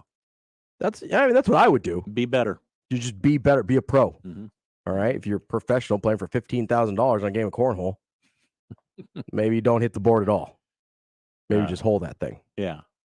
We go to Waffle House for our next story. Oh, this has got to be good. Yeah. After being arrested for stealing a wallet that a patron mistakenly left on a Waffle House counter, Juanita Morton reportedly confessed to the theft and gave cops an explanation for her actions. Morton declared, "The money was calling to me." I mean, yeah, sure. No, that makes sense. According to Florida police, the victim paid Of course it was Florida. Yes. They paid their Waffle House tab early Monday morning, but forgot their wallet on the counter. The wallet contained credit cards and $2,286 in cash. Whoa! Of course, a Florida wallet has $2,200 in cash in it. What? Okay. Well, hold on. First of all, why are you carrying $2,200 in cash into a Waffle House? Look, is this a drug dealer situation? I don't want to assume anything, but yes, drugs would be my answer. Okay. Ravi. All right. That checks out. As recorded by a security camera, the 47-year-old Morton was seen on video looking around, and this is real skill right here. This is a pro thief. Puts her hat on top of the victim's wallet. Oh, and then slid the hat over back to her. Very inconspicuous. Where she took the wallet out from underneath with discretion, it says. Well, you have to, sure. Morton then quickly leaves the establishment while her husband and child are left inside the restaurant to pay. Morton, who works at a nursing home, lives about 8 miles from this Waffle House in St. Petersburg, Florida. Aided by security footage, police subsequently identified Morton as the thief, where she admitted, "The money was calling to me." So I have a question here. Mm-hmm. Maybe this is a bad question. No bad question. Okay. So I understand the right thing to do is to not take money out of someone's wallet if it's left there, right? Yes, correct. But if someone loses cash, is it illegal to find it? You get what I'm saying there? Feels like a gray area there. Yeah, sure. Like, sure, is it the process of being in the wallet that makes it theft rather than just finders keepers? I mean, yeah, if you found $20 on the ground, like let's say you saw someone reach into their pocket to grab their cell phone and like a couple hundy falls out of their pocket, right? I don't know why you don't have it in a wallet or whatever, but let's say it does. So you see the person who leaves it, it's not in a wallet, and you just walk up and pick it up. Is that stealing at that point, or did you just find something? I think if you saw it fall out, you kind of have the responsibility. I get there's a moral obligation to return it. Is it illegal though? That's my question. Like, does it become at what point does it become theft and not I found money? Yeah. No, that's a good, yeah. Like, obviously you can't touch the credit cards in our situation in the Waffle House. Yeah, yeah. But if you leave something there, like at what point is it finding something and at what point is it theft? That is a good question. Like, I feel like there's a gray area here. Yeah. I agree. You should absolutely return the money if at all possible in any circumstance if you can, right? I get that. Mm-hmm. But I'm just talking from a strictly legal standpoint. Where does it become theft? Because I feel like that's a real gray area there. Yeah, because you didn't take it. No, it's not like you reached into their pocket and stole the wallet. They left the wallet. And you found the wallet. I don't think you'd be convicted of theft. That's what I mean. Like, how? I don't think you would. I don't know how much like this. When is it illegal? I feel I'm very conflicted here. Yeah. Again, if you find somebody's wallet, return it. Don't take their money. But I feel like it's a moral failing, not a legal one. I would agree. If you made me choose, that's where I'd go. I am making you choose. That's what I do here, Josh. Have a take. I make people choose the moral guidelines of their life right here on a radio show. Okay, I'm glad we got deep on that one. I'm glad we did that. Do we have another one? We have one more. All right, let's do it. This family with the last name of Bell, they're gonna have a baby, Ravi. Albert Bell? No. Oh, okay. Funnier than that. Oh no. They've decided they want to press on and name their child Taco. Tinker. Oh, Taco. Oh, Taco's better than Tinker. One baby's parents plan on naming them after Taco Bell, but people are sure the child will get bullied. It wouldn't do. In Clara and Trey Bell's case, they thought one first name went so well with the last name, they just had to choose it for their baby. Both parents went to name their child after the fast food restaurant, and people haven't shied away from telling them their kid will likely get bullied because of it. I feel like the story here is more about the bullying and not the, why are you naming your child Taco Bell? This should be about the parents, not about the child. Clara and Trey respond to cynics in a recent TikTok video explaining why they want the name they do. Are you guys really going to name your kid Taco? One person questioned. The two parents replied, it's our top name choice so far. Since our last name is Bell, it would just be hilarious if our kid's name was Taco Bell. Hopefully Taco Bell doesn't get bullied, though. It would be funny. That doesn't mean it's a good idea. Like, you shouldn't. I don't have kids. You're the father here, not me. I am the father here. Thank you. So I'll defer to your expertise in this situation. I feel like naming your kid shouldn't be a bit. Right.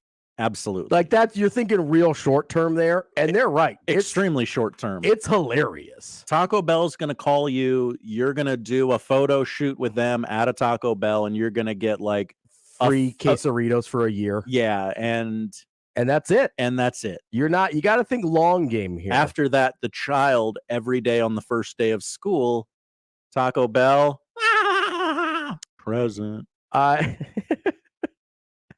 going to be honest. I don't think it's a good idea.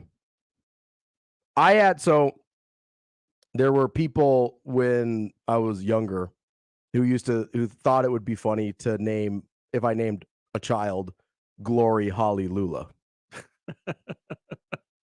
It is funny, right? Okay, it's amusing. I wouldn't do that because you shouldn't troll your own child with their name choice. No. What about the middle name being Taco? I could get on board with that. Greg Taco Bell. And like it only comes out if you want it to. Yes. Yeah, I think that's really the way you have to go here. Yeah. Is if you want to go Taco Bell, which again, it is hilarious. I'm not denying that portion of it. No, it's funny. It would get you exactly what you want. Yes. I think you go middle name, give them a real normal first name, and then go Taco for the middle name. Because you could just put like Greg T. Bell. No one has to know. You might get a couple jokes where it's like, oh, what does the T stand for, Taco? And you'd be like, yes, it does. And no one would believe you, and it'd be hilarious, and it'd be fine. Going first name Taco is probably a bad call. Yeah, I mean, you're going to have to put that on a job application. Yeah, no one will ever take them seriously ever in their life. They will, like, you probably don't even look at that job application because you think you're being trolled. You can't run for office. Or maybe you could. Could you imagine? Well, yeah. Incredible name recognition. If you were in a voting booth, and it was one of those lower level races. Yeah, that you down just don't- ballot. Yeah, down ballot, and it's Taco Bell or Jack Smith. I'm voting for Taco Bell. Yeah, absolutely. Here's my question, though. So let's say this person becomes famous at some point. Mhm. Do you have a copyright issue with the Taco Bell? Especially since the parents are admitting they named their child after Taco Bell. Yeah, that's a good I think question. you might have a legal issue I would here. think so. In I guess I'm just doing what's legal and what's illegal today. I don't know. That's apparently my bit. I feel like you might run into some trouble there. Could you imagine if they got famous and then got canceled? It's like, Yeah, it's like, you know how I think Bittersweet Symphony by the Verve was like this. So they got famous on this one song, and then they lost all their royalties from that song because they sampled too much of a Rolling Stones song. And so the one thing that they did well ever in their life got totally wiped out because they, you know, it wasn't, it was, and honestly, it's not even that close, but the Rolling Stones kind of, they're the Rolling Stones. Yeah. They're gonna throw their weight around. they did some, I think they could afford better lawyers. Sure. Is how I'm going to frame that. And then the Verve Pipe came in and did Freshman. I actually think the Verve Pipe was first. Oh, okay. I think. I don't know. They're pretty contemporary. You're talking like 98 for both of those. It had to be a weird time. Yeah, people, where it's like the Verve Pipe. What's happening here? Why is Verve so popular? Is this the same band? What? Yeah, but moral of the story: don't name your kid Taco Bell. I think that's fair. Is that where we landed? I believe middle so. name Taco Bell. Yeah, middle name Taco. Doesn't have to be Greg. I think we said Greg a couple times. Doesn't have to be Greg. No, whatever you want, whatever your heart desires. Give him a real name. Well, not whatever, but a real name. Yeah. Because apparently your heart desires to be weird if you're these parents, Clara and whatever, and Ted, was it? Clara and T and Tommy, Timmy, Clara and Trey. Trey. I knew it was a T. Yeah, I think go normal name, first name, Taco middle. Yeah. Taco middle name. Daniel, the amazing Daniel, hello, tweets in regarding the wallet situation. Okay. Most places have laws about finding money accompanied with an ID. I feel like a legal argument could be based on that you could be made if you found cash and you could be proven you know who knew who it belongs to. But it looks like most of the laws surrounding it are if it is accompanied by an ID. So in a wallet, you probably have a legal obligation. Outside of a wallet, probably not. Okay. I don't know that for sure. I'm not a lawyer. Don't take this as legal advice. That's all. Ravi said. Travis says, I believe the legal Latin term is finders, keepers, losers, weepers. Yeah, That would be outside of a wallet. Yes, outside of a wallet. Or outside of I mean, technically, it could be like paper clipped the ID to the money. Doesn't have to be in a wallet. Yeah, money clip. Or the wallet could not have an ID in it. Yeah. You know, that's possible Also too. true. But yes, in general, the finders, keepers, losers, weepers omnibus law is what we're doing in Latin there. It's a powerful precedent. You know, it really is. I know people make jokes, but I do feel like, you know, when people say possession's 9/10 of the law, that's just a fancy way of saying finders, keepers, losers, weepers. Yeah. Let's be real here. That's the odd news with Oddson. It is. Coming up next, what do I have next today, Josh? Well, I don't know. You tell us. Well, that's how the show works. Is it? I can't believe I'm in charge. So let's go back to, let's go back to Husker football here. Last week, we sprinkled in some keys throughout the game. I want to give you another sprinkle coming up here in just a little bit. Listen, some of these keys to the game are not rocket science. I'm not going to pretend to tell you that some of these things are incredibly complicated, because they're not. Brian Christopherson was talking about turning the ball over. I mean, you can't turn the ball over that much and win football games. Is it a lawyer, Josh? No, it's a person who lost something and eventually found it, I hope. Oh, okay. So we have some experience here regarding the, I believe, finders, keepers, losers, weepers precedent. Steve, what do you have for us, Steve? Yeah, I was involved in losing a ring that was over $10,000. Okay. And because we were still looking for it, actively looking for it, the person who had found it in the same area had to give it back under the abandonment law. Oh. And abandonment law is if you are still looking for it, it is still yours. Oh, so if it's basically the act of looking gives you still claim to the property. Correct. And it is a very old law. It goes back to ships that were sinking with gold on it. Oh, interesting. So the finder keepers deal doesn't hold any water at all. If the loser is still looking. Yeah. Well, thank you very much, Steve. I appreciate that insight. Yes. Yeah. Good stuff there from Steve. Yeah. I love that we went pirates at the end there with ship sinking and gold. Because I imagine that's, that you'd try and sink a ship on purpose and boom, that's my gold now. Mm-hmm. Yeah. I sunk your battleship. It's my gold. Yeah, this is my gold now. But if you kept looking for the gold, not your gold, not their gold. I like it. Good stuff there. Really appreciate Steve chiming in. Abandonment law. I would have thought an abandonment law would have to do with children. Just by the sound of it. Okay. That sounds like a just on name alone. Yeah, on name alone. I would have thought that was like a child neglect law. Mm-hmm. No, though. It's about finding gold in the ocean. Love it. They've thought of everything. Yes, they have. Let's do a key to the game coming up next. We'll give you my first key to the Nebraska-Minnesota game right here on the Connor Happer Show on 1620 The Zone. The Connor Happer Show. Connie Mack only won 9 pennants in his 55 years as a manager. What a bum. Could you imagine sports radio in the time of Connie Mack? Boy, I tell you, this Connie Mack guy just can't get it done. Can't win the big one. Can't get over the hump. Only 5 World Series. Connie Mack, more like Connie Hack. Am I right? That's exactly how they talked. The Connor Happer Show. Weekdays from 10 to 2 on 1620 The Zone. Your Omaha area forecast from the Godfather's Pizza Weather Center and KETV News Watch 7 on 1620 The Zone.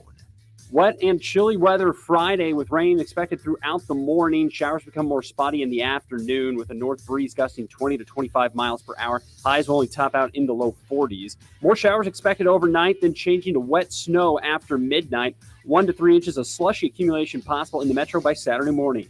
I'm meteorologist Sean Everson from KETV News Watch 7. More with Connor and Josh after this. We're going to have an extensive professional relationship, my man. On 1620 The Zone. The Zone Hotline is powered by Los Hills Harley-Davidson, your home in the hills. Email us on the Equitable Bank inbox with whatever is on your mind. Zone Inbox is brought to you by Equitable Bank. We take banking personally. You can get me, Gary, at 1620thezone.com. We want to hear from you on the Equitable Bank Zone Inbox.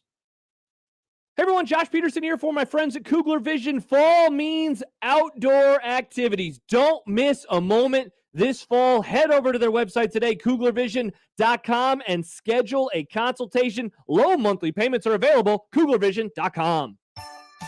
Hi, this is Kathy Kenoyer. 'Tis the season at Glass House Market with Kenoyer Garden Center. We'd like to invite you to come shop our stunning holiday market where you'll find a perfect gift for that special someone or the Christmas decor you've been wanting. Join our family for the open house November 5th and 6th to help us celebrate the holiday season. Glass House Market located within Kenoyer Garden Center on 66th Street between Cornhusker and Highway 370 in Papillion. At Kenoyer Garden Center, everybody's got a green thumb.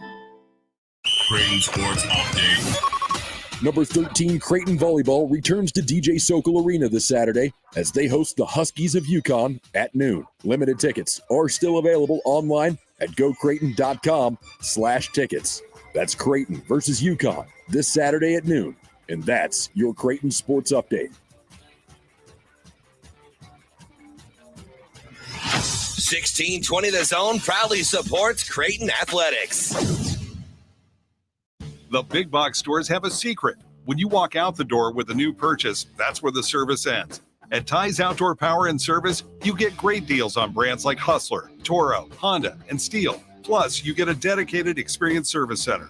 With annual maintenance and repairs, your equipment will last longer and perform when you need it most. See us in Lincoln, Omaha, or Gretna and get 10% off your residential service. Visit TysOutdoorPower.com, promo code radio, or mention radio to redeem.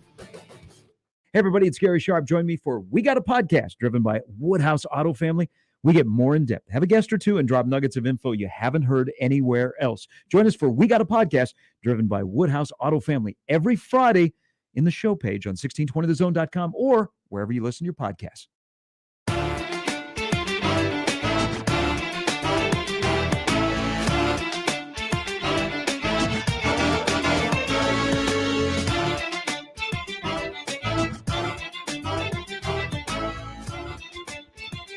Welcome back to the Ravi Lula Experience on the Connor Happer Show on 1620 The Zone. Ravi Lula here. Josh Otson here. No one else is here. We're all by ourselves. There's people in the building. Is there? They're working. Are they? I mean, as hard as this group of people like to work on a Friday. Ever works on a Friday? Yeah. Chuck writes in on the J-Tech Construction Zone Twitter feed. Hi, Chuck. I literally was listening to an audiobook that covered this topic about property law a couple weeks ago, raking leaves. Good stuff. All right. Thank you, Chuck.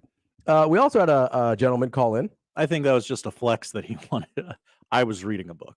Well, listening. Let you guys audiobook. I do consider that reading, though, if I'm going to be honest. You've retained the same information. It counts. Yeah.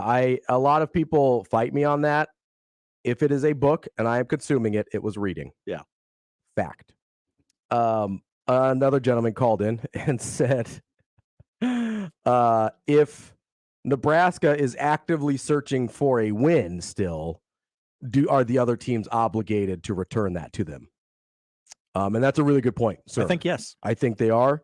So I would like to say that they were actively searching for, I think they were actively searching for a win against Purdue. So give that one back.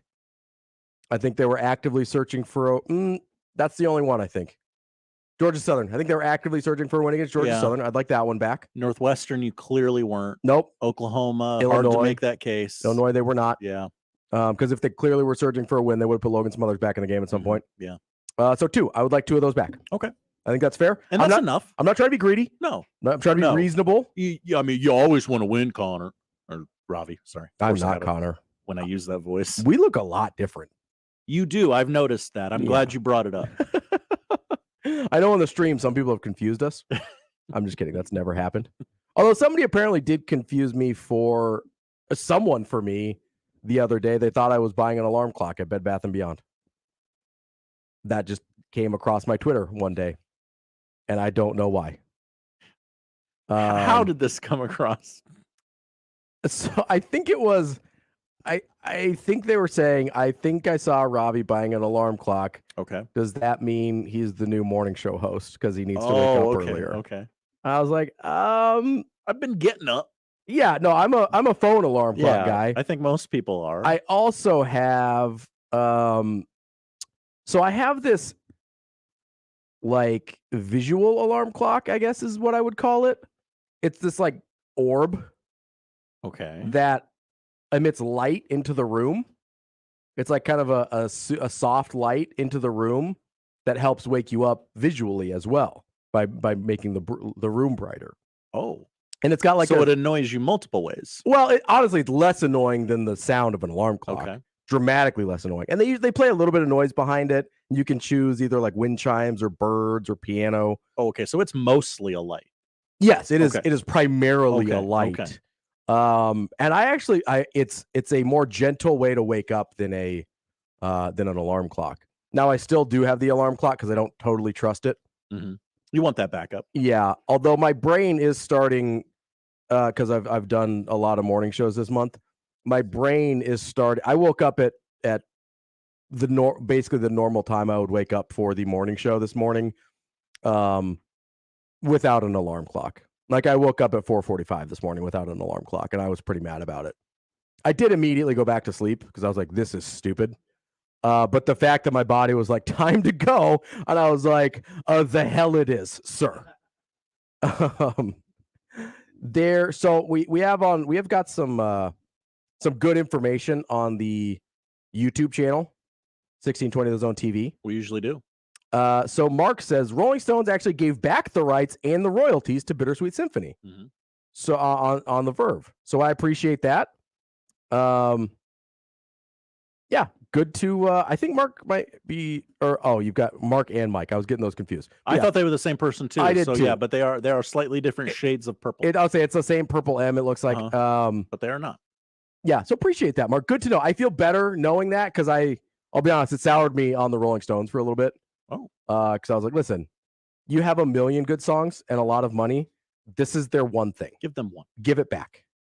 And no one listens to Bittersweet Symphony and is like, is this a Rolling Stones song? Yeah. No one does that. No one. That's not a thing that's ever happened. Okay, so I promised that we would get to Minnesota, Nebraska this segment.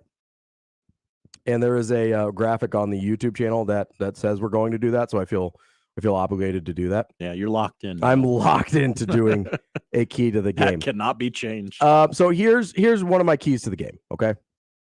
Again, most of these are not rocket science, but they need to be said out loud.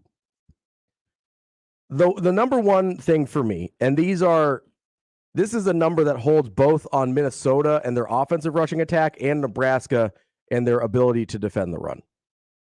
So Minnesota is 5-0 this year when they run for at least 165 yards. Nebraska is 0-5 this year when allowing at least 175 yards rushing. So this seems pretty simple. In order for Nebraska to have a chance here, got to keep Minnesota under 165 yards of total rushing. That seems like a no-brainer. Now, easier said than done. You've got a fella by the name of Mo Ibrahim who probably has something to say about that. You have a team that is committed to the run game that is not going to bail on it like some other teams that we may know in our neighborhood. That's what they do. There's a lot of, I'm going to be honest with you, there's a lot of Illinois vibes to this Minnesota team. Mostly on offense. The defense is good, but they play differently. Illinois mans you up a lot, and I think Minnesota's going to run more of zone, so I think there's an opportunity for Trey Palmer here on Saturday. But it starts with keeping Minnesota's running game in check. You can't stop it. You're not going to stop it entirely, right? We're not just going to keep Mo Ibrahim under 50 yards, right? I mean, he's come into this game with 16 straight 100-yard performances, which is historically good, by the way. And he's probably going to get number 17. So it's not about that. It's about keeping them from going totally wild on you. And to be fair, I thought this the same thing last week against Illinois, and they actually did a pretty good job with Chase Brown.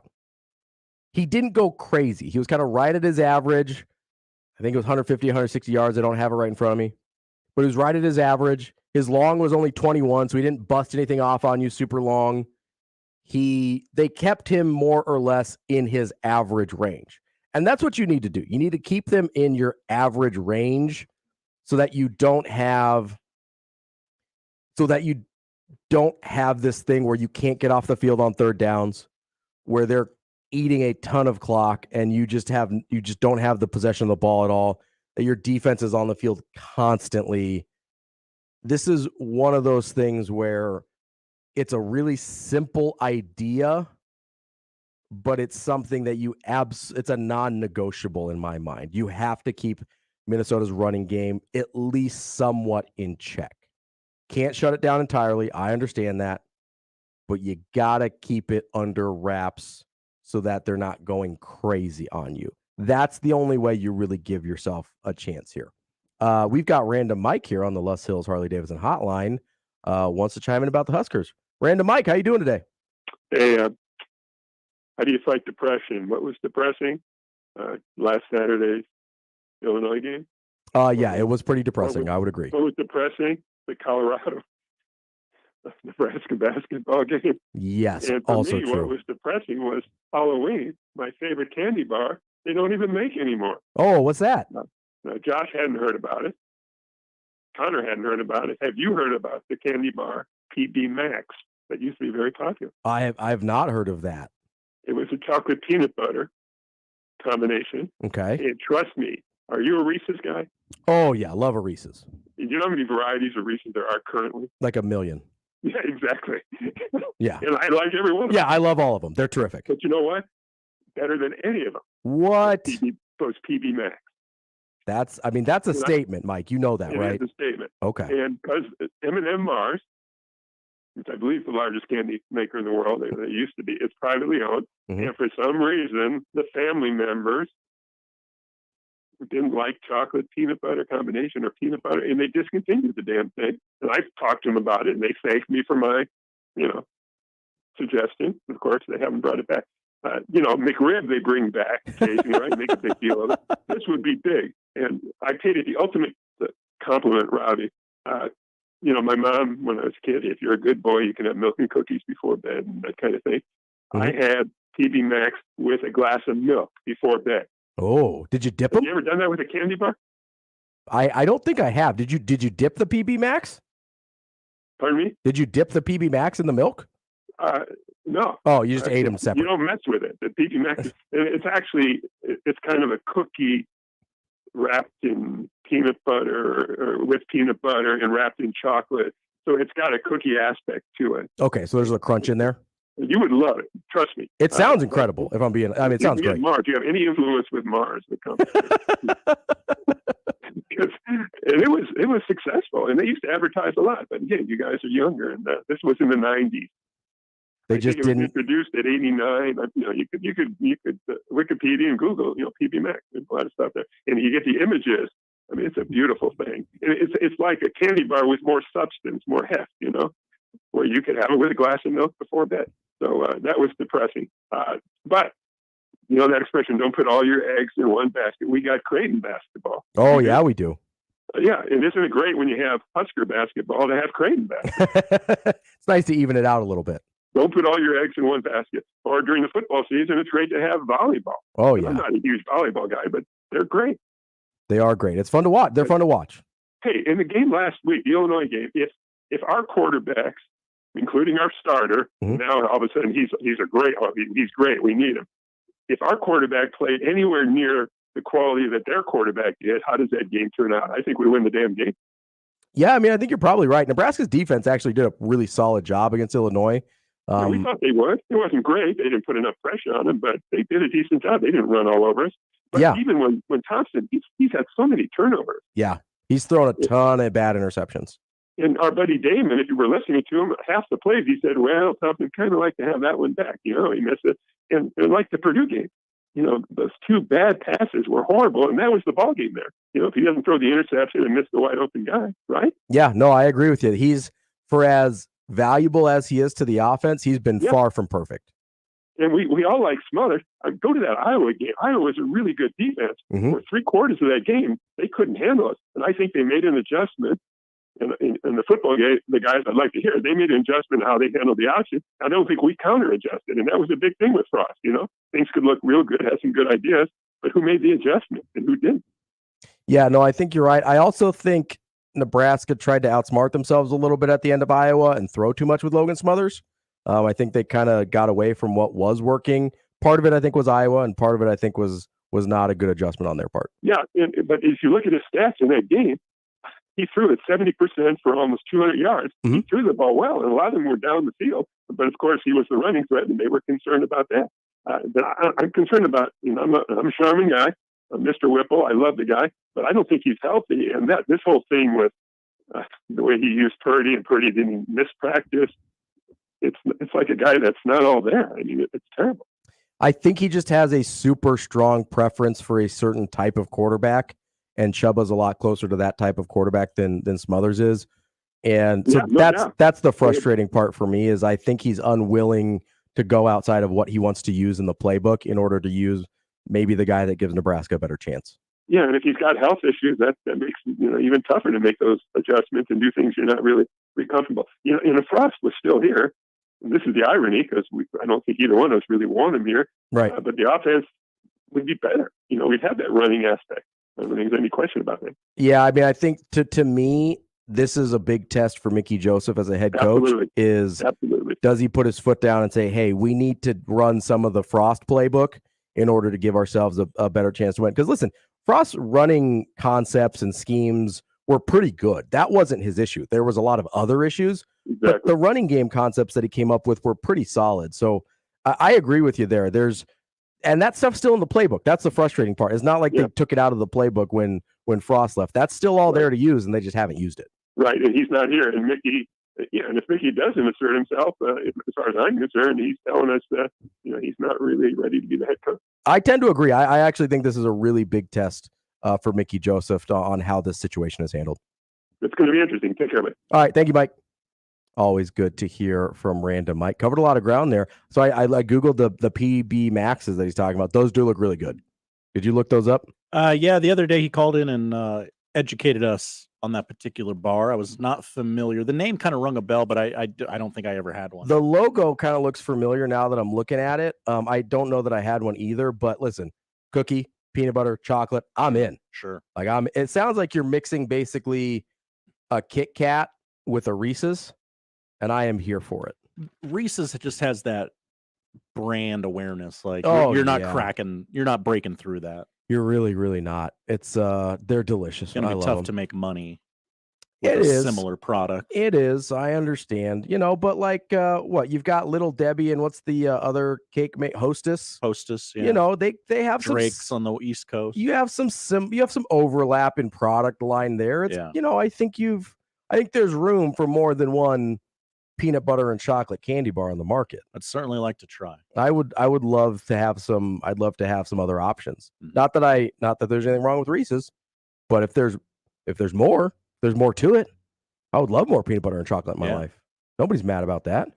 You know what else nobody's mad about? The fact that coming up next, it's time to spin the wheel. Oh, the wheel. It is time to spin the wheel. That is coming up next right here on the Connor Happer Show on 1620 The Zone. After Nebraska plays on Saturday, you'll wake up on Sunday morning with a severe reaction. Michael Severe returns to 1620 The Zone, and he won't hold back about what went right and what went wrong during the game. He'll also take calls from the most important voice of all, yours, Severe Reaction. Sundays from 8 a.m. to 10 a.m., powered by Equitable Bank. We take banking personally, only on 1620 The Zone. Dave Matthews Band Live. Crazy, I'm thinking just as long. Saturday, November 12th, CHI Health Center. There's so much to say, so much to say, so much to say, so much to say. You and me together could do anything, baby. On sale now at Ticketmaster.com. Produced by Live Nation. Wakes up in the morning. I always wanted to learn Spanish, but I never thought I'd have the time. Then I discovered Babbel. Babbel's lessons are fun. They only take like 10 or 15 minutes, and in 3 weeks, presto, you're speaking another language. Like magic. I love that Babbel's lessons aren't just robots talking. They're voiced by native speakers, so you get the pronunciation just right. And they're designed by real language teachers, so you learn how to have real-world conversations, things you'll actually use. 3 weeks. It's incredible. After 3 weeks, I'm on vacation in Paris, having a conversation in French. There's all kinds of ways to learn. Use Babbel's podcasts or games or videos. You can even join live classes with a language teacher. If you want to learn a language, there's no faster, easier, better way than Babbel. Babbel. Babbel. Babbel. Évidemment. Go to Babbel.com to try for free. That's Babbel.com. Babbel.com. From basketball to volleyball, baseball to softball, soccer, tennis, and so much more, the Creighton sports season is packed with action. The 1620 The Jays podcast, presented by Barry Law, covers it all. Each week, we visit with Blue Jay athletes and coaches to hear their stories and document their climb through the Big East Conference. The 1620 The Jays podcast drops each Friday morning, and it's found at 1620thezone.com and all major podcast platforms. Just search 1620 The Jays. Covering all things Creighton Blue Jays, it's the 1620 The Jays podcast, presented by Barry Law from 1620 The Zone. People do some pretty cool things in their 40s and 50s. Why should saving for retirement be any different? I mean, they go back to college, learn new instruments, start skateboarding. Whoa! Okay, maybe that one's not for everybody, but saving for retirement is. With aceyourretirement.org, you can get on track with your retirement savings no matter your age. Just have a 3-minute chat with Avo, the friendly digital retirement coach from AARP. You'll get personalized recommendations based on your input that are easy to understand and work with your lifestyle. It's quick, easy, and free. Plus, it's sponsored by AARP, so you know they got your back. Woohoo! Snarly move, Dad. Thanks, sweetie. So wherever you are in your retirement savings journey, head to aceyourretirement.org and start chatting with Avo today. That's aceyourretirement.org. A message from AARP and the Ad Council. I've been driving trucks for a long time. Safety is my number one priority. I know that my truck has huge blind spots. That's why I remember to check my mirrors often for smaller vehicles. Everyone can help keep our roads safe. Next time you're behind the wheel, try to avoid lingering in those blind spots. It can be dangerous. Let's all plan to share the road safely. Learn how at www.sharetheroadsafely.gov. Join our region's Giving Tuesday celebration. Support your favorite nonprofits through Share Omaha and the newly launched Share Iowa. Give on November 29th during Giving Tuesday. Let's celebrate what we can do in just 24 hours. During this season of giving, it is easy and fun to donate to causes you're passionate about in just a few clicks. Support animals, children, veterans, or the environment. With the new partnership of Share Iowa and Share Omaha, now even more of us can come together to make a difference in our communities. Plus, when you give with Share on Giving Tuesday, bonus funds can stretch your dollar even further. Mark your calendar for Giving Tuesday on November 29th. Giving Tuesday in the Metro is a partnership of Share Omaha and Share Iowa, with support from Core Bank for Giving Tuesday 402 and TS Bank for Giving Tuesday 712. Donate at Share Omaha and ShareIowa.org. For the early risers in Lincoln and Omaha, Saturday mornings join a new congregation. The guys from the Church of the Corn are now live every Saturday morning on 1620 The Zone. Catch Zach, Drake, and yes, even Fitz. Saturday mornings from 8 to 10 a.m. right here on 1620 The Zone. Join the choir every Saturday and find out. The Church of the Corn is in session every Saturday morning, 8 to 10, right here on 1620 The Zone.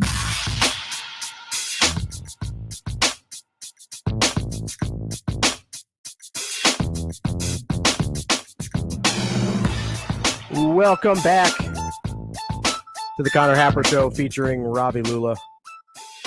Because Connor Happer's not here, but I am. Josh Otson also here. How you doing today, Josh? I'm good. The weather's a little... You seemed a little down when you came. Like maybe not as... You weren't as peppy as you usually are. Well, I am caffeinated now. Okay. All right, fair enough. That's part of it. The weather was the other part of it. Like, I thought you were mad at me. Maybe you're like, no. I don't know about this Ravi guy. I don't know that that's possible, Ravi. I am very lovable. Yeah. It is time now at 12:38, almost 12:39 in 2022, the year of our Lord, to spin that wheel. We're gonna spin the wheel. New name on the board today. I went off the board actually. Okay. All season there hasn't been an emerging hot coaching candidate like the one guy that's at a lower level school doing really well. Okay. And people want him to make the jump. I went Syracuse's Dino Babers. I think Babers. Yeah. Okay. So we went Dino Babers. Yeah. He's having a nice year. Yeah. I think by the end of the year it might be like that's an okay season. But, yeah. No, it was right now. It was a really nice start. Yeah. It's got some real strong Lance Leipold vibes at this point. Yeah. Where it was really fun in mid-October, and now it's coming back to earth a little bit. But it is Syracuse, so that's a nice season for Syracuse. We've got Bronco Mendenhall. Yeah, you just want me to go through all the names? Yeah, We haven't done that in a few days. Yeah. People listening on the radio and the app can't see the wheel. We got Dino Babers. We got Pat Narduzzi. That would be fun. That's a doozy. Narduzzi's a doozy. Bronco Mendenhall. Robert Stoops. Not the Stoops that we've thought might be on the board. No, we've done him. Yeah, I know. Dana Holgerson, Gary Patterson, Chris Peterson, and Dan Mullen. We're trending old on this wheel. A lot of visors on the board as well. Bob, Gary Patterson, Chris Peterson. We got some oldies on the board here today. Yeah. All right, let's give it a spin. It's such a satisfying noise. It is. Oh, it is one Robert Montgomery Stoops. I'm almost certain that's not his middle name. All right, Bobby Stoops. Let's give the resume here. Now he does have a coaching gig currently, remember. Technically is what is the name of the team that he coaches in the Arlington Renegades? Just got rebranded earlier this week. In the XFL? Correct. Okay. I wasn't sure what non-real football league he was a part of currently. People forget Bob Stoops, pretty good football coach. He's been doing some work with television in the past few years. He's 62 years old. Okay. So on the older end here. Sure. Probably a fix it and not be around long-term type guy. Right. Like maybe 5 years, let's get on track and get out type situation. 191-48 overall record as a head coach in college. I'm not going to include the XFL stats here, just so everybody's on the same page. Wow. Sad. 191-48, which is pretty good. I don't know if you know, that's pretty good. Okay, so that is good. Okay. But just the one national title to his name, failure. In his second year, which means he went 16 straight years without a national title at the end of his career. Wow. Sad, really. And embarrassing, if we're being honest. Yeah. A lot of top 10 finishes, a lot of top 5 finishes. There were a couple 8 and 5s in there that I don't love. But Bobby Stoops, overall, pretty good college football coach. Let's do the categories. Well, hold on. Okay. I got more on Bob. Oh, okay, let's do it. Yeah. Bob Stoops is married to Carol Stoops. Yes. Okay. A Mary Kay national sales director. Oh no, I did not know that. I didn't either. His son. Does she drive one of those like pink Cadillacs? I would Is that imagine them? if you were the national sales director for Mary Kay, yes, your car is that undistinguishable shade of pink. Beautiful. His son Drake currently plays at Oklahoma. Okay. A couple kids in high school still. Really, a couple kids in high school still. Come on, Bob. He was a late bloomer. Apparently. That's all I wanted. I just wanted to do The Mary Kay thing. Yeah, that's phenomenal. Yeah. That's terrific insight. I'm glad we didn't skip that. I had no idea. None Recently whatsoever. coached Oklahoma in the Alamo Bowl. 2021 Alamo Yeah. Bowl. Got a win, by the way. Finished in the top 10. Yeah. So maybe Bobby still got it. Maybe you got the itch. It's back. All right. Let's do the categories. I'm going to let you lead me through here. Oh, yeah, that's right. Gettability. If Nebraska called, odds Bob Stoops would say, yes, I am in on this. I'm going to be honest. This feels like a 1. It doesn't feel high. I feel like this is very, very low gettability. I think he got out of coaching college for a reason. I certainly don't think he's up for a rebuild. Yeah, this is kind of a Chris Peterson situation where if he came back, it would be a plug and play type deal. Yeah. Like I feel like there was probably a better chance that he went back to Oklahoma last year than there was he would come to a place like Nebraska. Right. Because Oklahoma was ready to roll still. And that was really you need a guy. It was like the Barry Alvarez thing at Wisconsin where he's like, oh, you need a guy for a bowl game? I got you. It's way different as a one-off than it is like recruiting 24/7, 365 and the whole thing. So I'm going to say gettability is a 1. I think he's about as ungettable as anybody we've talked about. Wow. What's next? Oh, that's right. I'm leading. Yeah. Fan buzz. What would the reaction be? That's a 5. I mean, I feel like people would be thrilled. I think they would just, Oklahoma guy? Sure, fine. Yeah, whatever. He's a winner. I mean, he's really, listen, I was making fun of him in jest, but he was 191-48. That'll do. What was his worst year? 8 and 5. He had a 7 and 5 his first year. He had an 8 and 4. I'm looking at the wrong category. Couple 8 and 5s, but everything else. So we had 1, 2, 3, 4 seasons out of 17 that were fewer than double-digit wins. Yeah.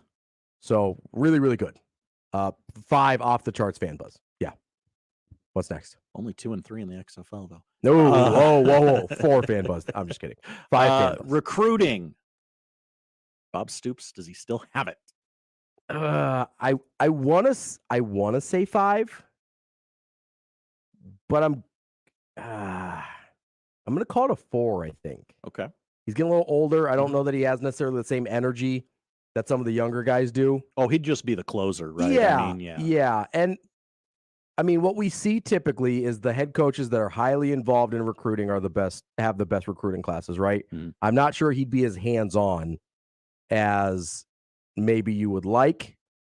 I think that's part of the reason he got out of it was because of the grind. So he probably is not inserting himself back full-fledged into that grind again.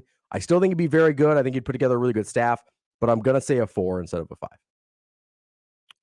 5. Success. How much success would Bob Stoops have here? I'm going to call it a 5. I think he'd do really, really well. He's a great football coach. Yeah. Even though I don't think he would recruit as highly as he did during his peak Oklahoma years, I think he would upgrade the talent on the roster. I think he'd put together a great staff. Bob Stoops is a 5 success. Chaos factor. Oh, so this is interesting. There is a little bit of chaos there with an Oklahoma coach coming to Nebraska. I'm going to say a 3 because it would be so unexpected. Yeah. And I don't even think it's the Oklahoma thing. I think it's just, it would be totally out of left field. Yeah, it would. And the decision to come back for this job would be really strange. So you'd have a lot of like, why are you doing this, Bob? Yeah. Late in life, you're coming back on a rebuild. Yeah, I think there would be a lot of what's happening here. And I think that falls under chaos. Absolutely. So yeah, I'm going to call it a 3. Not in the same way as like a Coach Prime, but definitely still some chaos. Scare the division. 5. What would Kirk Ferentz say? He'd be horrified. That's a 5. I mean, he would be instantly the best coach in the division, right? Yeah. Yeah, I'd say so. I mean, like, I really like Brett Bielema, but he's not Bob Stoops. I don't, to my knowledge, no other head coach in the West has a natty. Yeah, no natties to be found. I'm going to 5, scare division. Absolutely. Salary demands. What's Bob Stoops going to make? So this is interesting because he doesn't need the money. But I think to get him out of retirement, you'd have to give him a lot of money. Yeah. So I'm going to put this at a 5. Okay. I think in order to entice him here, you're probably knocking on that $10 million a year door. Because I'm guessing other people have called him in the last 5 years since he retired in 2016. Yeah. And he said no. So I'm thinking, what's the difference maker for him?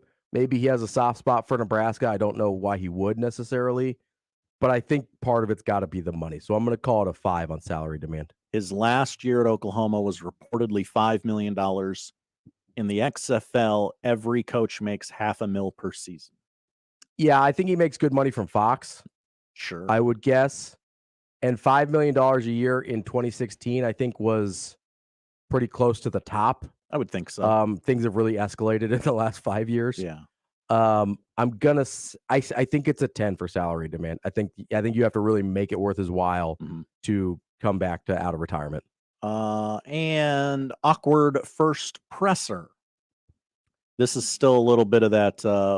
What's going on here? I'm gonna give this a 2. Okay. He's obviously very comfortable in front of a microphone. He's done a lot of these, but there is gonna be like, what the hell are you doing here, Bob? Are you just doing this for the money?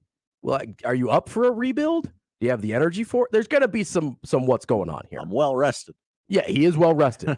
Those TV gigs are cushy. Yeah. But I'm gonna say 2 here because there is gonna be some like, why are you here again type vibes. So yeah. 2 left here. Readiness for job. And this is a 5, right? I think I'm gonna go 4. Go 4 because of the age. Well, because the age, and he's been removed for a little bit. Okay. Think of what's happened since 2016. The game has changed. Unlimited transfer portalness and NIL. Not saying he hasn't kept up, but it's a different landscape than what he left. It's a little faster moving. Yeah, and more demanding on a head coach that retired so he wouldn't get burnt out. Yeah. I'm going to say 4. Obviously, from a coaching standpoint and acumen, totally ready. Yeah. But there's some things that have changed since he was here last. I'm going to call it a 4. Fit with Trev. I'm going to call that a 4 also. Okay. I think he is a grinder. I think he works really hard. I get the vibe that Trev doesn't want somebody here who's just here for the money. I think he wants somebody that really wants to be at Nebraska. Yeah, he wants a passionate fella. I think there's an element of a Bob Stoops hire that it would be a lot about the money. That's the vibe I get. So I'm going to say 4. I think personality-wise, he probably is a good match. Motives-wise, maybe not 100% what Trev would want. I like that. All right, that is Bob Stoops. That's your candidate of the day. If we have time, we might do a second one. We've been running out of time on Fridays because a lot's been going on. There's a lot happening. I've still got some more keys to the game to sprinkle through the show. Got a couple more of those we want to get to. Also, we're going to talk to our friend Steven Sipple from Husker Online at 1 p.m. We also, coming up next, need to get to Josh Odson's top 5. That's going to be coming up next. But before we get to that, Mark apparently has some thoughts on our guy Bobby Stoops, our wheel coach of the day. Mark, what do you got for us? Hey, how's it going? Good. How are you? Hey, it's funny that you bring this up. I don't know if you're really spinning a wheel or not. Oh, no, there's a literal wheel. This is what I came up with a couple months ago. I thought he's the only guy they could bring in now that could straighten them out quite a bit. I believe he could be enticed. And also, he would need to bring the Youngstown connection with him, which means the Pellinis, Mangino, and Beck. Thank you for the call, Mark. A hard pass. Hard pass on the Youngstown connection. If he wants to bring Mark with him, he can bring Mark Stoops with him. I'd take that. If Mark wants to be a DC again, I would take Mark in a heartbeat. Not that Mark Stoops. Hard pass on the Pellinis and Beck. And frankly, Mangino at this point. I don't want any of the Youngstown people. Yeah, I think you'd have a hard time. Hard sell. Yeah. Hard sell on the Pellinis. And honestly, Beck might be a harder sell here around here. I think there's still some people that have a soft spot for Bo. Yeah, I think so. No one has a soft spot for Tim Beck. Not a soul. No one. There's hard pass on the Tim Beck experience at every turn. I do appreciate the call, though, Mark. And I think he was trolling us. But Bob Stoops is not a serious candidate. He is kind of like the drama-free urban candidate. Yeah, if you want where you've got like the pedigree. Yeah. And you feel like this is probably short term, but I do feel like they would fix it. He's the urban without the extracurriculars. Yeah. Yeah, that's the nice way to put it, is the extracurricular activities. All right, coming up next, we've got Josh Odson's top 5 right here on the Connor Happer Show on 1620 The Zone. Caller 4 right now, 402-951-1620. Qualifies for 1620 The Zone's 4-quarter pick'em. It's your chance to pick 4 football games correctly against the spread to win $1,620. Call 402-951-1620. Call now to qualify with 1620 The Zone. Live from the Host Coffee Studio, this is 1620 The Zone. Buy your next vehicle your way from anywhere with Woodhouse. Start your journey online at woodhouse.com. Easily shop all new and pre-owned inventory. Explore payment options and apply for financing. Ready to purchase? Schedule your new vehicle for pickup from the dealership or have it delivered to your driveway. Need a little extra help in determining your perfect vehicle? Our knowledgeable and local dealerships can guide you to the vehicle that best matches your needs. Experience car buying your way with Woodhouse, a trusted auto partner since 1975. The holidays are coming, and what's better than the gift of spending time together? And Tickets for Less and ticketsforless.com is going to help you. You can find tickets to all the best live sporting events, concerts, and holiday shows, and you never pay extra per ticket fees. Plus, you can save even more at ticketsforless.com when you use the promo code The Zone at checkout for an extra discount on your order. That code again is The Zone. It's good site-wide at ticketsforless.com, or you can call Tickets for Less at 402-398-1999 and redeem the code over the phone. Secure your tickets and save with Tickets for Less. Gain presents a tale of longing and long-lasting scent. Dear love of my life, we were on the 12B bus when I caught a whiff. A scent so fresh, so life-changing, I had to find its source. I didn't know if you were the woman in the pink freshly washed cardigan or the retired mailman next to me, but I knew one of you was my soulmate. Ah, the scent of Gain Flings. Add Gain scent beads for an even longer lasting scent. This is Staples. So rumor has it that Staples has everything I need to ship. We have all the shipping supplies and services you need. Boxes? Yep. Mailers? Yeah, and we have UPS here in store. Huh. What will Staples think of next? Right? No, seriously, I'm asking, what will they think of next? Staples is your one-stop shipping destination. Now get 50% off shipping boxes, mailers, or tubes when you buy 5 of the same item in-store or online with 1-hour pickup. Staples, the best-kept secret in shipping. Ends 12/31. Exclusions apply. Visit staplesconnect.com/shipping for details. Ted and Wally's is probably one of the best ways to stand out at your holiday party, whether you are, hosting it for yourself or you're going to one. Ted and Wally's, they're doing their Thanksgiving orders right now. You can do them for parties, tailgate, even Thanksgiving coming up. They're celebrating 35 years this year, and they're doing that with different flavors every single day at both of their Ted and Wally's locations. You can check them out up in Benson or downtown. I love the fact that they will post up their menus every day on their social media, so make sure to go follow them, tedandwallys.com. Sarpy County is your fall family fun headquarters. Enjoy the beautiful autumn colors by visiting Fontenelle Forest or Schramm State Park. If your wardrobe needs an update, get to Nebraska Crossing and Shadow Lake Town Center for the latest styles. Then, with one visit to Bella's Pumpkin Patch or the Bellevue Berry Farm, you'll see why Sarpy County is the Halloween capital of the Midwest. With more than 2,000 affordable rooms, make it a weekend. Click GoSarpy.com to plan your fall adventure. So much, so near, so fun! Welcome to the After Hours Lounge on 1620 The Zone. He looked like he was running in slow motion during that open field run. He's a strider. So would that equate to him being a slightly more athletic Ben Roethlisberger? What does that have to do with him running the ball? Because they're taking the DBs and secondary downfield. Catch After Hours 6 to 8 Monday through Friday, or as the sports schedule allows. Brought to you by Iowa Western Community College and Payne West on 1620 The Zone. Shop Woodhouse Place Hyundai and Nissan, 144th and Giles. KOZN, Bellevue, Omaha, Council Bluffs.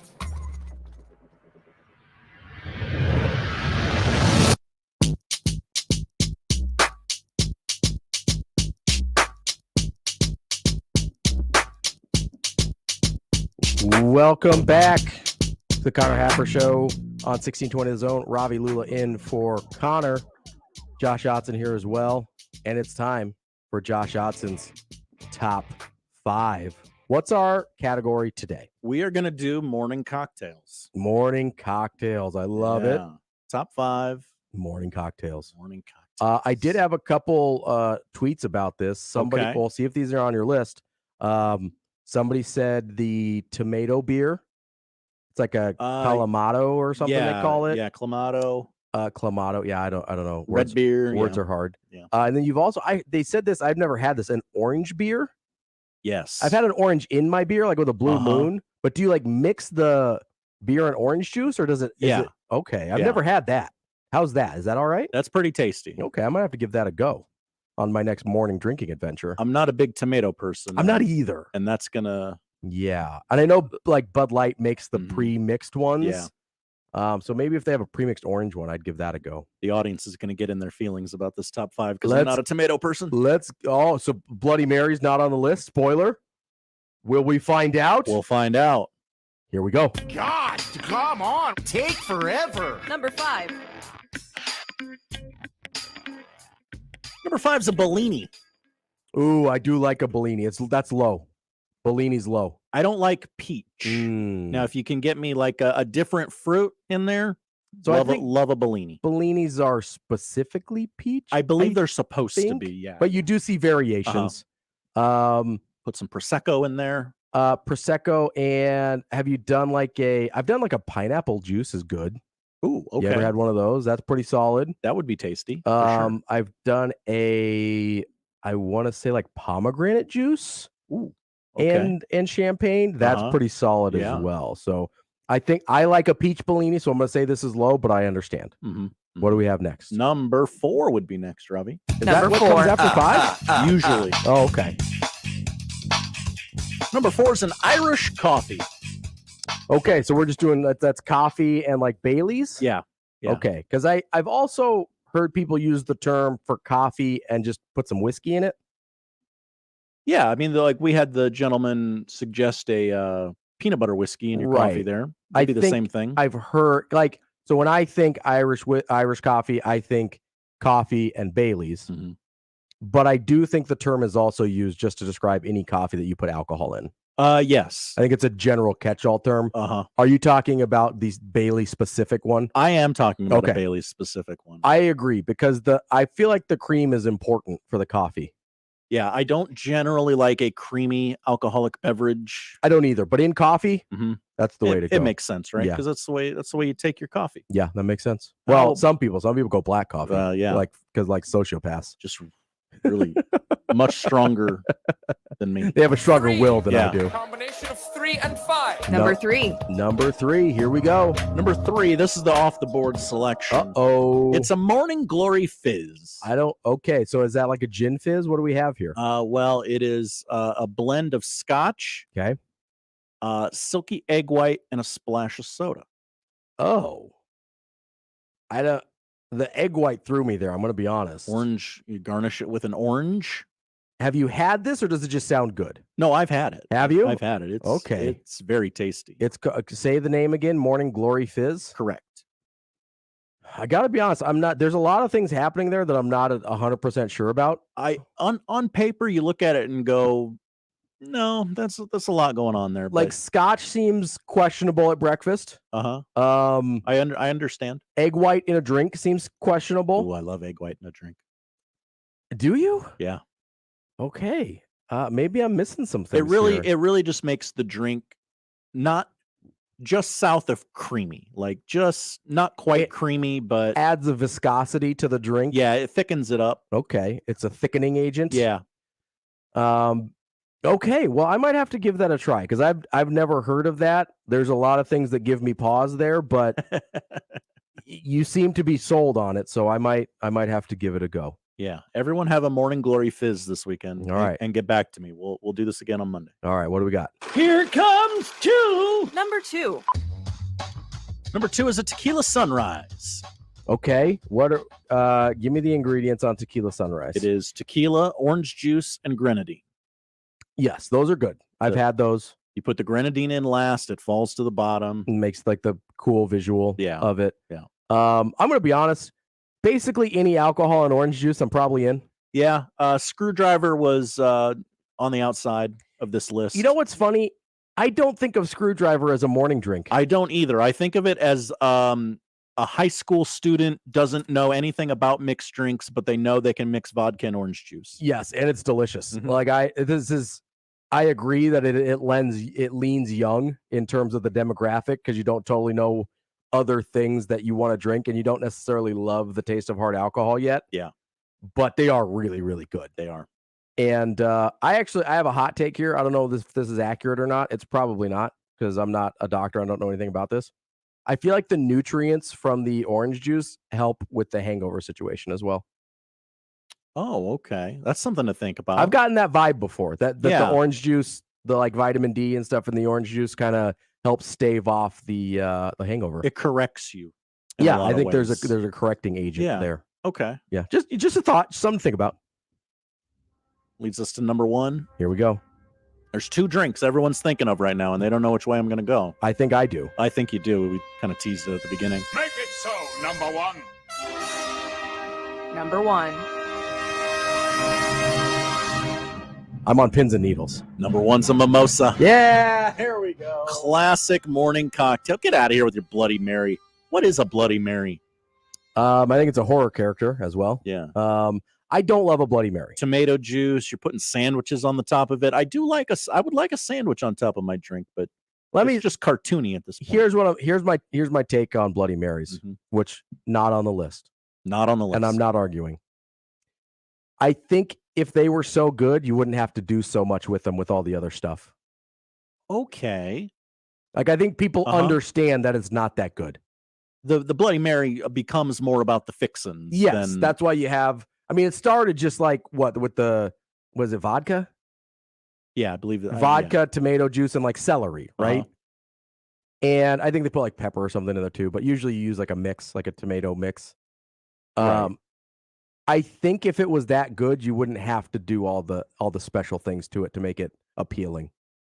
Now I like Worcestershire sauce. Oh, that's what it. Yeah, I like hot sauce. I like spice. Like, I don't really like tomatoes at all. I don't like tomato juice. I don't like any of that. Like, I wasn't a V8 guy. I don't love vodka. I see. I do like vodka.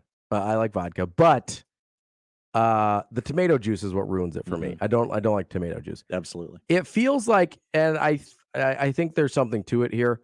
It feels like a Bloody Mary was designed as a hangover cure at first. That's why you have like the Worcestershire sauce and the tomato juice and whatever. You need to get some food in you. You'll feel better. Here, have this. Here's a stick of celery, and then people realized, hey, I need this to feel better, but also I don't like it that much. Let's do some other things to it. Yeah. Let's throw some bacon in there.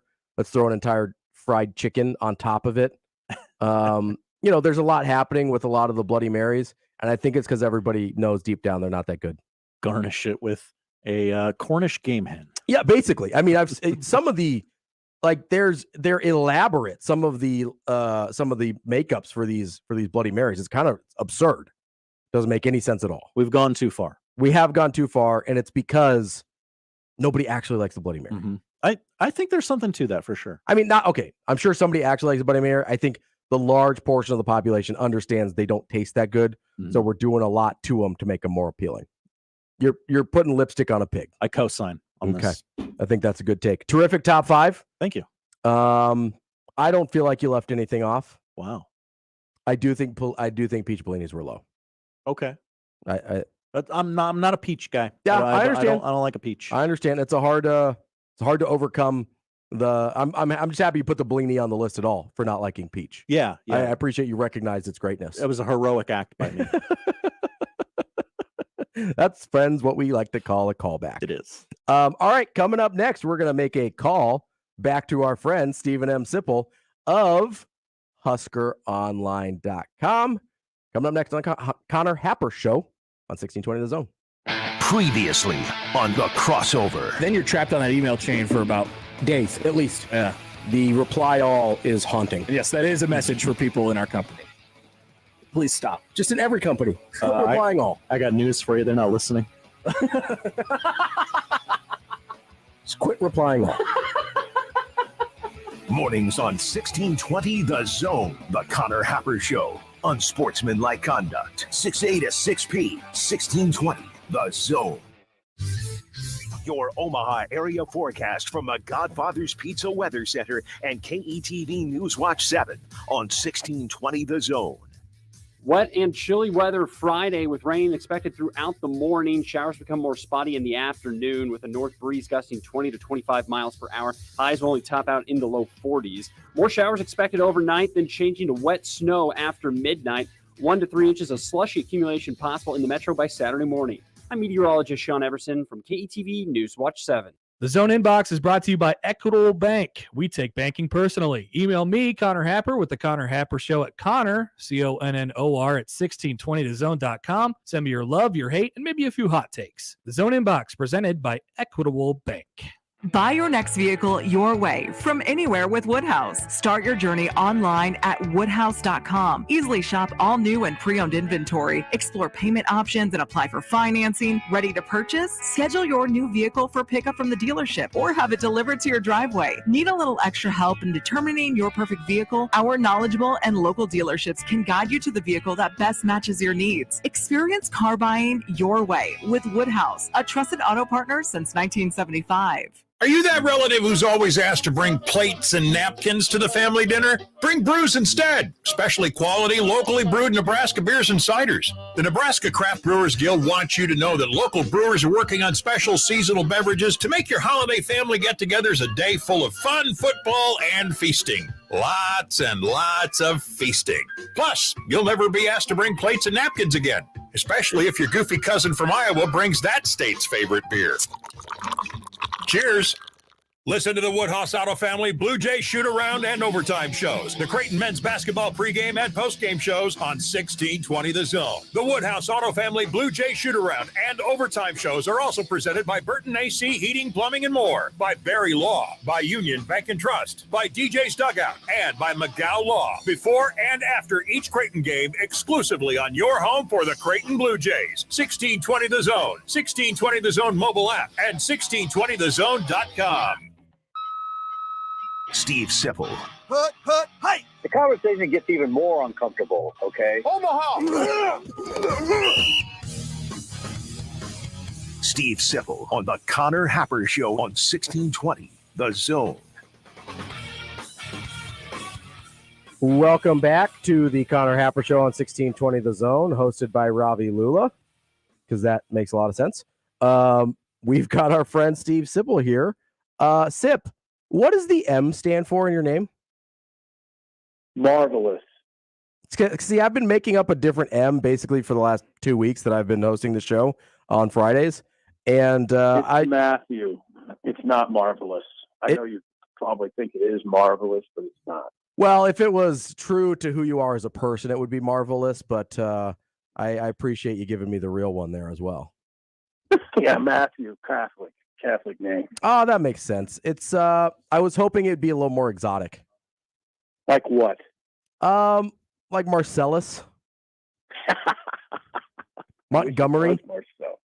Yeah, well, I'd love Montgomery. Montgomery would be like a very elegant name. Steven Montgomery Sipple.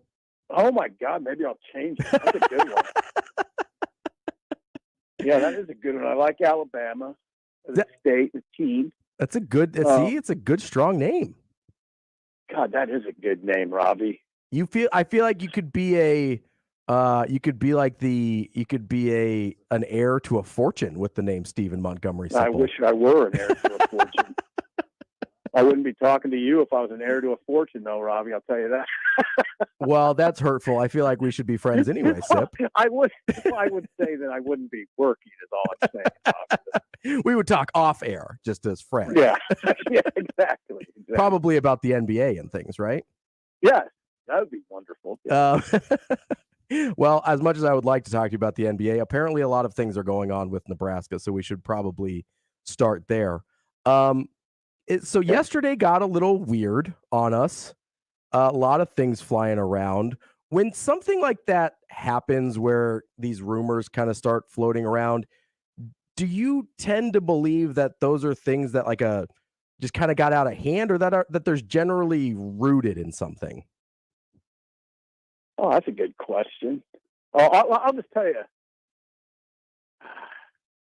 I mean, the only thing I was really interested in yesterday was that if there was going to be an announcement of a head coach yesterday or Friday. That was all the other stuff I was not interested in. Like there was some kind of meeting or, sure. I mean, like the regents or meeting. I don't care about that. Sure. Some sort of, I don't know how people are phrasing it. There was no official meeting. But anyway, no, all I cared about was there going to be an announcement that there's a head coach yesterday? Okay, I found out, no, there's not that. What about Friday? No. What about Sunday? No. Monday? No. Okay, then I'm not that interested anymore. I mean, that's kind of where I'm at on it. Like, all the speculation's sort of fun, but no, I'm not. And I don't think a decision's been made.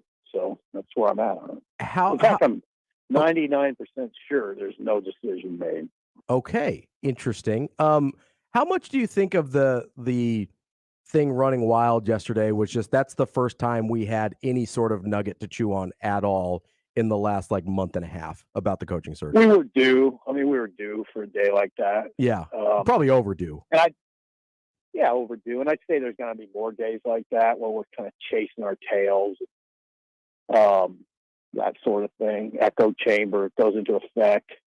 It's not unlike most markets, although it's probably a little more intense here, and it gets a little more snippety. But yeah, I mean, it is what it is. Again, I just go back to I know there were people that were telling me yesterday morning that get ready for an announcement. So that's where I was like, wait, really? But there's never going to be an announcement yesterday. There's never going to be an announcement today. There's not going to be an announcement Sunday. And then beyond that, God, who knows? I mean, things change. We'll see what happens. We're talking with Steve Sipple from Husker Online. It would have been weird timing, like 2 days before a game, right? Like that part of it never made a ton of sense. A little bit, yeah. Like it feels like a Sunday, Monday announcement, not a Thursday, Friday announcement of a game week, right? Yeah. So that part of it never made a ton of sense. Yeah, there's that. That's where I was really taken aback by it. Like, and then even doing it during the week. If it's going to be next week, you're going to pull Mickey out of preparation for Michigan for 6 hours on a day. I guess. I mean, I hear a lot of people saying, "Come on, Sip, be an adult. The season's over." Tell that to Colton Feist. I mean, tell that to Garrett Nelson. Tell that to Vokalek. Tell them their season's over and see where that gets you. I think about things in more of an old school way, and I'm player oriented. I mean, the season's not over. I mean, I don't operate that way, and I never would. And I hope to God the AD doesn't operate that way. And I know Trev pretty well, and I'd be shocked if he did. So I don't know what to say to those people that come at you with "Sip, season's over." No, it's not over. And I bet you see a team tomorrow that doesn't play like the season's over either. So pretend you're Trev here for a minute. If you are looking at Mickey Joseph as a serious candidate, which it sounds like that's what's happening, what concerns do you have about elevating Mickey to be the full-time guy? Not a lot. I don't have many concerns. I don't even know that I have anything I'd even characterize as a concern except lack of experience in that type of chair would be one obvious thing you got to look at, but because it's a pretty big job. That's monster. Yeah, it's like just outside of the football things, there's a lot you have to do. Yeah, it's a monster. It's devoured. I've watched it devour people. Mm-hmm. Now, Mickey, the reason I'm not the reason I don't really call it a concern, I'm interested in that part, is he's handled it really well so far. Right.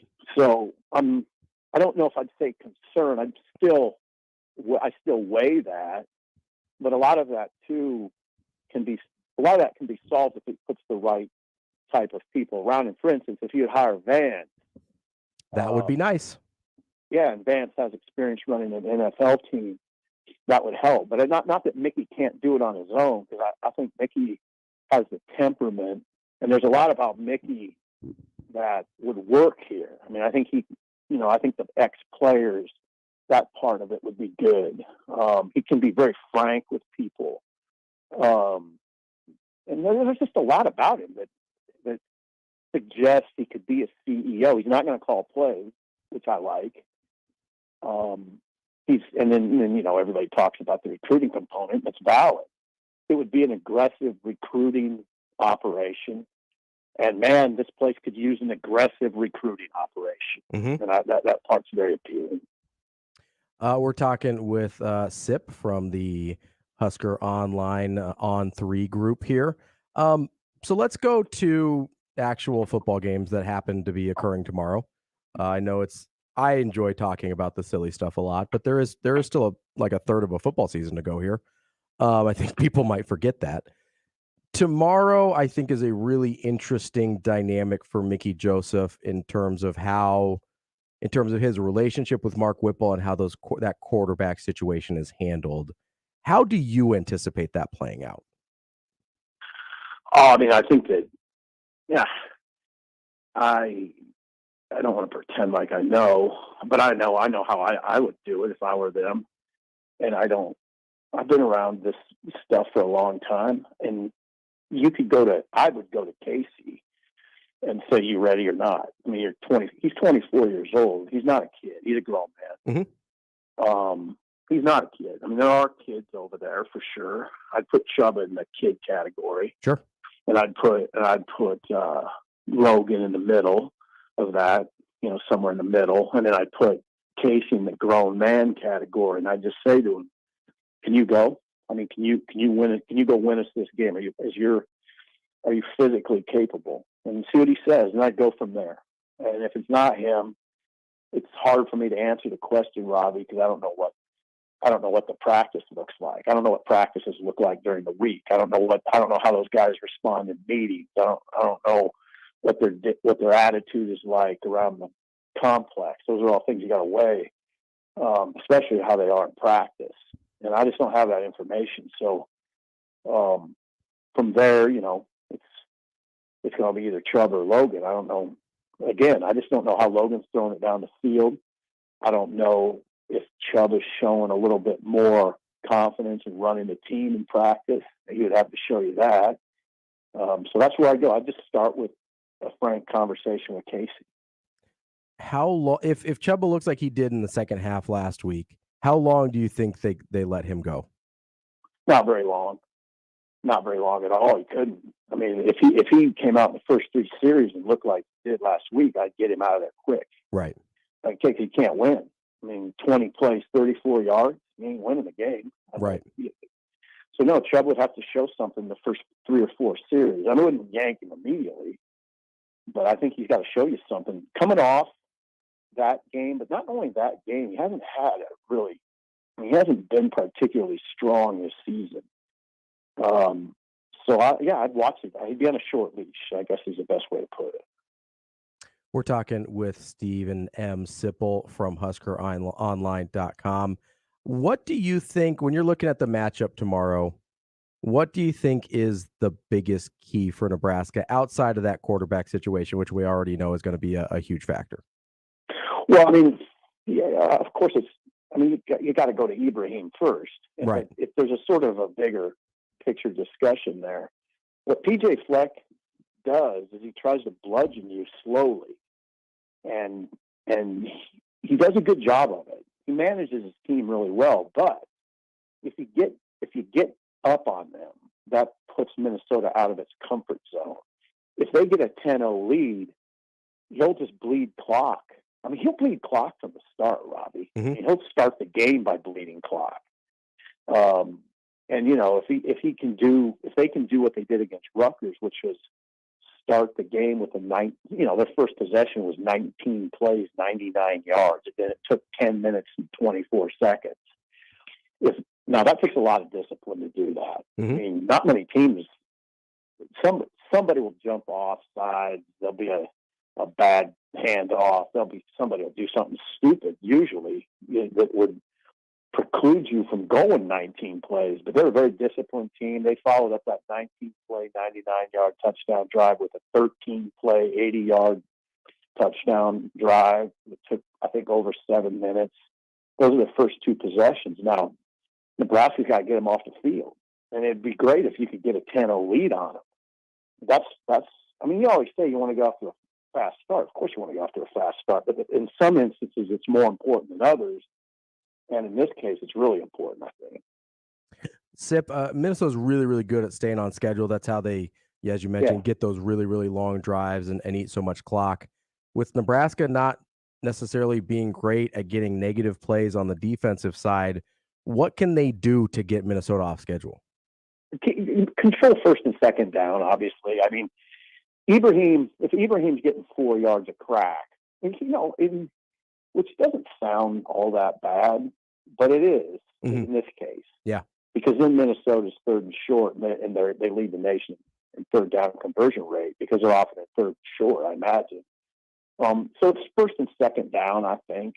If you can keep Ibrahim on one of those downs, like on first down, for instance, if you can get him in that 2-yard range fairly consistently, then you're in business, I think. Now, that's easier said than done, but I would say this. Nebraska did a good job on Chase Brown. That's why I'm going over there tomorrow expecting a game. I like the way Chase Brown got 159, but he didn't kill him. I mean, he didn't. Nebraska killed itself, basically. Yeah. Chase Brown was good, but he didn't get loose. They had guys, you know, they had multiple hats to the ball consistently. Bill's really proud of the way they played, and I can see why. I was impressed. They played with a hard edge on that side of the ball. And if they do that again, it'll be a game. And Minnesota's not as good as it. I could see if Nebraska comes ready again, ready for a scrap, and they keep Ibrahim in a manageable number, like 125, 140. I think the game will be right there for him in the end. Sip, we'll get you out of here on this. I know there's a lot of similarities between what Minnesota tries to do and what Illinois tried to do. Yeah. I agree with you that Illinois is a better version of what Minnesota tries to do, but there's also some differences in their defensive schemes. Do you think Minnesota is a slightly better matchup for Nebraska because of that than Illinois was? You're more scheme-oriented than me. You're a smarter football guy, but I can tell you this. Minnesota's not as good up front as Illinois. Sure. They're not. They haven't been this year. They don't get as much pressure as they don't get as much pressure on the quarterback as Illinois. Illinois's got 3 pros up front. I keep saying that, but they do. Yeah. They got 3 pros up front. They're ornery. They're tough. Illinois. Now, so is Minnesota, but they're not as talented. So there's, I mean, I think you characterize it very well. Minnesota and Illinois are pretty similar, but Illinois is a better version of Minnesota, and that was reflected in the score of their game. I mean, I don't think Illinois is way better than Minnesota, but I watched that game, and Illinois is better. I mean, they're just a little bit better than Minnesota, and a lot of it is defense. I think, and I honestly think Chase Brown I'd take Chase Brown over Ibrahim. Not by a long way, but I would. Especially, I think Brown's a little healthier. I'll say post-injury Ibrahim especially. Yeah. And Ibrahim's healthy enough to get you. But 2 years ago, Ibrahim was a different guy. Yeah, maybe he'll prove me wrong and go for 225, but I'd be really surprised. I'd be really surprised at that. That is our friend Steven Montgomery. I'm gonna stick with Montgomery because you liked it so much. Yeah, Steven Montgomery Sipple from Husker Online. Sip, we appreciate it. Always really good stuff today. Thank you. Yeah, thanks for the Montgomery. I appreciate that. Take care. See you, Sip. That's our friend Steven Sipple from HuskerOnline.com. Make sure you check out all their stuff over there. All right, coming up next, we've got some more keys to the game to sprinkle. It's sprinkling time here.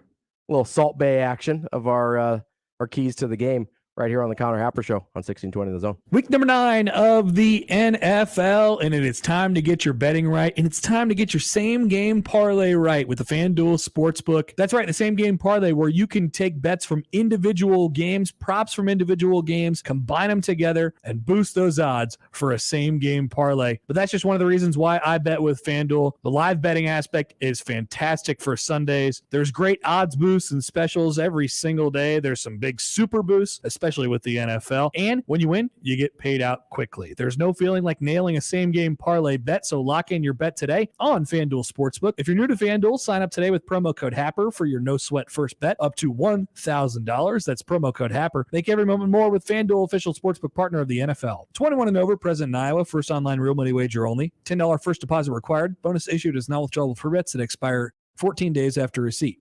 Restrictions apply. See terms at sportsbook.fanduel.com. Gambling problem? Call 1-800-BETS-OFF. It's an NFL doubleheader on Sports USA. And first, we're in Foxborough as the Indianapolis Colts race into New England to face the Patriots with Mack, Jacoby, and Ramondre Stevenson. Then, it's off to the Sunshine State as Stafford and the Super Bowl champion Los Angeles Rams square off with Tom Brady and the Tampa Bay Buccaneers. Caught! Touchdown, Mike Evans! It's the Colts at the Pats, then the Rams at the Bucs. This Sunday on Sports USA. If it's the NFL, it's on 1620 The Zone. There are actually 2 kinds of cigars. The first is the one you smoke with beloved family and friends. The second, the one you enjoy with friends you've just met. And you'll find both at Hearth Cigars and Pipes Lounge. At Hearth Cigars and Pipes Lounge, there's a well-stocked humidor with some of the best bands from around the world and a bar with your favorite cocktails and other drinkables. So what do you say? Which cigar will you be enjoying tonight? Hearth Cigars and Pipes Lounge, just off I-680 and 48th Street next to Cubby's. It's the final weekend to save during the grand opening of 42 Degrees' newest location at Baker Square. To celebrate, we have put everything on sale. Kratom at $14.99, CBD from $19.99, Delta products from $6.99. Need a new vaporizer, e-juice, candles, pipes, and more? Then come to the source and save up to 75% on everything we sell. So don't wait until it's too late and save up to 75% during our grand opening of our newest location at Baker Square. 42 Degrees, your source by your mom's house. From sports medicine to spine, bone, and joint problems, Nebraska Medicine is your home for the region's most comprehensive orthopedic care. Our specialists have the unmatched expertise to diagnose and treat common and complex problems, with surgery being a last resort. With multiple locations, our leading care is miles ahead, yet close to home. For orthopedic advances, this is where you begin. Visit nebraskamed.com/ortho. Home is with you wherever that may be. Get a full breakdown of what went right and what went wrong immediately after every Nebraska game with Big Red Overreaction. Presented by Equitable Bank. We take banking personally. And by Coors Light, keeping Nebraska chill. Also brought to you by Burton AC Heating, Plumbing, and more. Join the show immediately after the game and sound off with the good, the bad, and the ugly. Big Red Overreaction on 101.9 The Keg and 1620 The Zone. Cool air temperatures mixed with warm soil temperatures means it's time to plant. Visit Lanaha's Garden Center for the Metro's largest selection of homegrown trees and plants. Rooted in quality, unmatched value. Lanaha Nurseries, 192nd and Center.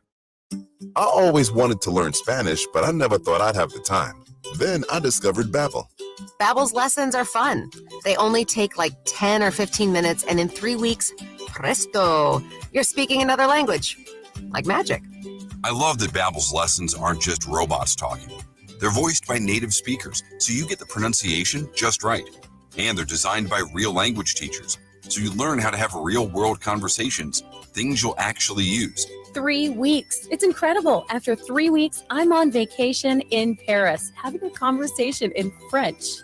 There's all kinds of ways to learn. Use Babbel's podcasts or games or videos. You can even join live classes with a language teacher. If you want to learn a language, there's no faster, easier, better way than Babbel. Babbel. Babbel. Babbel. Évidemment. Go to Babbel.com to try for free. That's BABBEL.com. Babbel.com.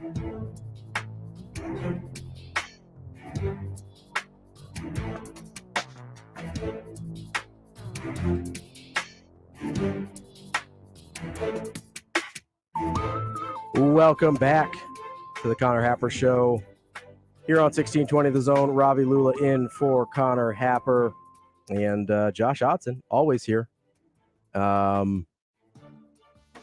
Making sure I don't burn the place down. Got my eye on you. Watching. I'm back on Monday. Can't get rid of me. You're back here in the middays. Yes, I mean I'm always you're always here in the building. You have yeah, Creighton obligations as well Monday, do you not? I do. Yeah, I got a Blue Jay shoot around, kicking the season off. Oh man, Tommies. St. Thomas. How mad would people be if instead of doing Husker Keys of the Game right here, I just went full Creighton on them? I feel like they'd be upset. I'm not going to do that to you. Okay. We are going to talk some Creighton basketball on Monday. I think that's fair. As a fair warning, the season kicks off. I'm going to talk some Creighton basketball. It's a good day to do it. They're a top 10 team in the country. It has to be done. Probably should bring it up. I'm going to. Sure. And it's, listen, I'm going to sneak attack you with it. There's going to be a lot of football on Monday, obviously. But I'm just going to sneak it in there. And you're going to be like, whoa, what just happened? You're not even going to know. But you're going to love it. You're going to be like, hey, that was a really good segment about Creighton basketball. Wait, what did I just say? All right. So keys to the game for Nebraska. There's some obvious things here, right? Sip touched on this. I touched on this earlier. The rushing game. You can't let Ibrahim go crazy. Can't do it. It's not unreasonable to think you're going to hold him under 100 yards, probably. And it's not really practical considering the commitment Minnesota has to the running game. So it's not just about Ibrahim. It's also about how Minnesota is going to play this game. So it's not reasonable to think that you're going to totally hold them down. 165 yards. That's the magic number. Minnesota's 5-0 when rushing for over 165 yards. Nebraska is 0-5 when allowing at least 175 yards rushing. So right in that same neighborhood. Keep Minnesota under 165 yards. You're going to be in really good shape. That's key number one. We got to that earlier. Key number two. Nebraska has to play some clean football. I know that's super obvious, but Nebraska hasn't done it, right? If Nebraska doesn't turn the ball over a bunch against Illinois, they've got a really good shot at that game. Even with a backup quarterback in, they're probably closer in that game than it ends up being. You got to play clean football. You can't keep turning the ball over twice a game. You can't end up in the negative in the turnover margin every game. That's not going to work. You are not talented enough to overcome those things. You're not well coached enough to overcome those things. Have to play clean football. Clean up those turnovers. Nebraska, especially if you don't have Casey Thompson, does not have the firepower to come back if you're handing them free stuff. Can't do it. Cannot do it. Same goes for penalties, but I'm really focusing on turnovers here. You have to clean up the actual football. You can't play messy, sloppy, undisciplined football, turn the ball over, get behind schedule because of penalties, and expect to beat a hyper-disciplined, buttoned-up team like Minnesota. It's just not a thing that's going to happen. Okay? Key number 3. This one's going to sound a little counterintuitive. Nebraska needs to be creative but stay boring. Oh, okay. You have no idea what that means, do you?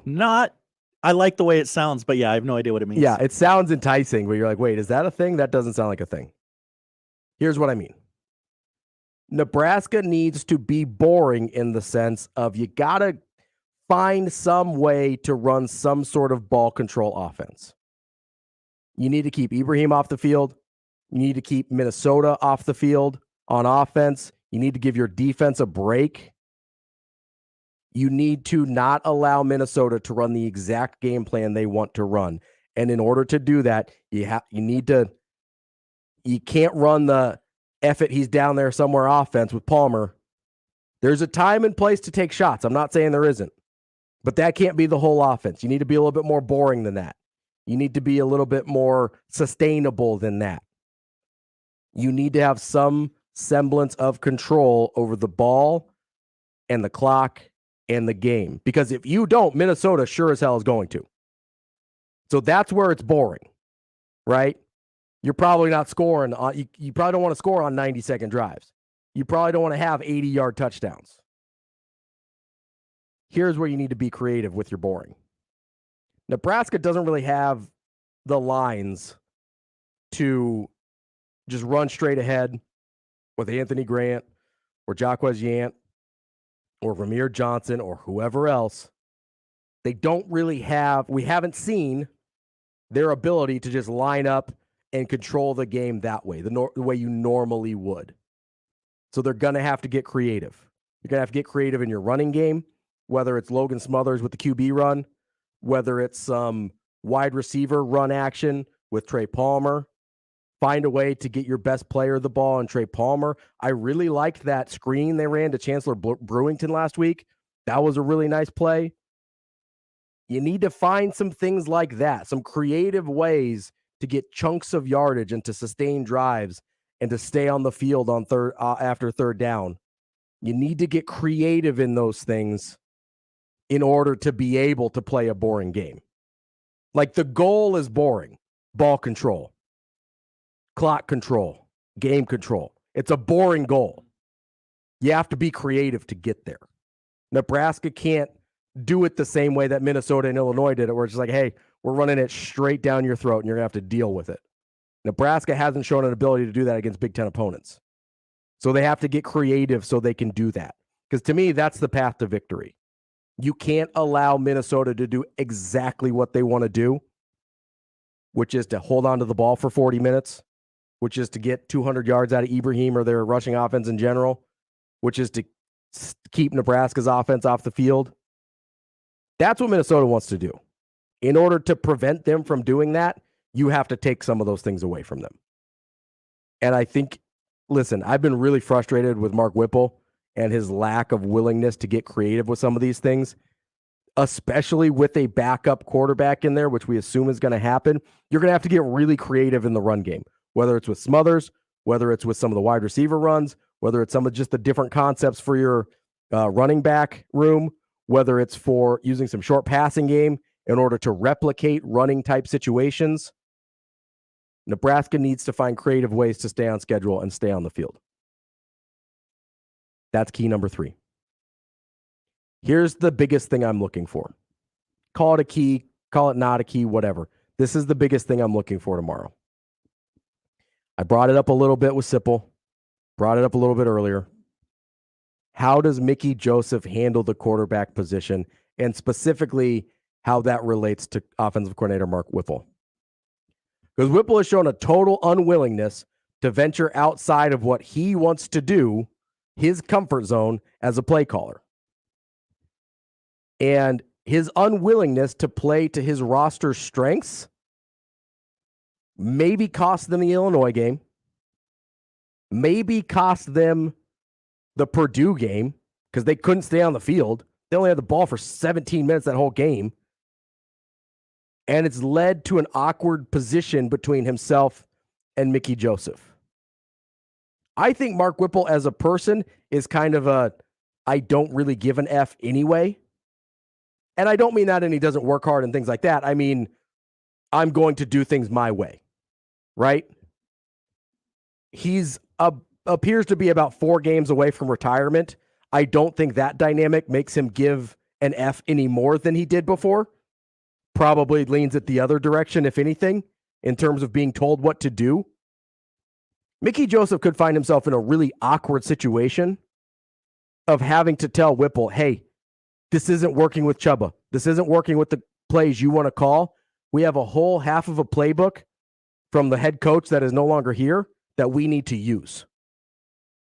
We have a quarterback who can run those types of plays that we have in that part of the playbook.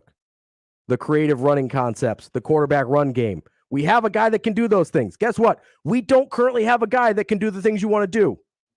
Chubba ain't that guy. I'm trying to tell you.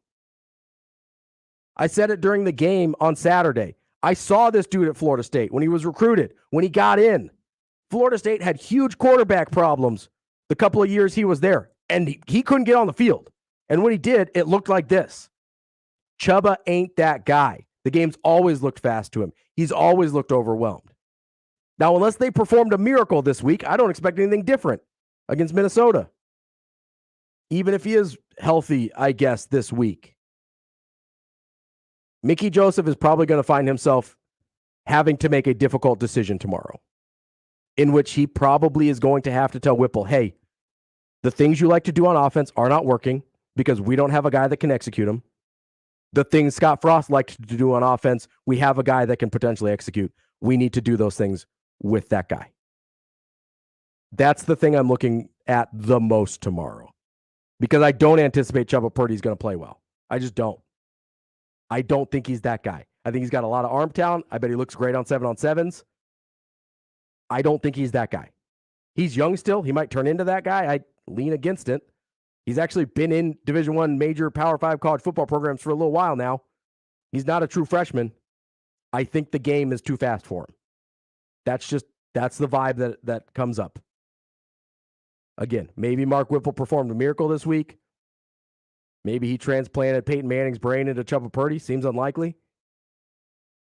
But unless he did, I think there's going to be a moment in time where the thing that makes the most sense and the thing that gives Nebraska the best chance to win is Logan Smothers running Scott Frost's playbook. That Mickey Joseph has told us is still there. Like the plays, the running quarterback plays, the Scott Frost running plays are still in the playbook. We know they're there. He didn't take them with him. He didn't burn the parts of the playbook that were his. I think there's going to become a point in time where that gives you the best path to victory, is Logan Smothers running that playbook. Scott Frost is not the coach from The Water Boy, where he's just left with the playbook. Yes. Walked out the door. Correct. And nobody knew what to do after that. I think that's accurate. I believe there's going to be a point where that decision is going to have to be made. And I don't think Whipple's going to make that decision because we've seen he's got a real heavy preference for Chubba Purdy, even though it doesn't appear Chubba Purdy can do the things he wants him to do. But he's convinced Logan Smothers can't, and he's unwilling to call plays that Logan Smothers can run. So I think it's going to come down to Mickey Joseph, and I think we're going to learn a lot about Mickey Joseph in that moment. Because I'm just going to be honest with you here, all right? Would you prefer honesty, Josh? I would. That's a preference of yours? If Mickey Joseph can't handle that situation, I don't want him as the head coach. Like, if you can't navigate that situation, you are not qualified to be a head coach.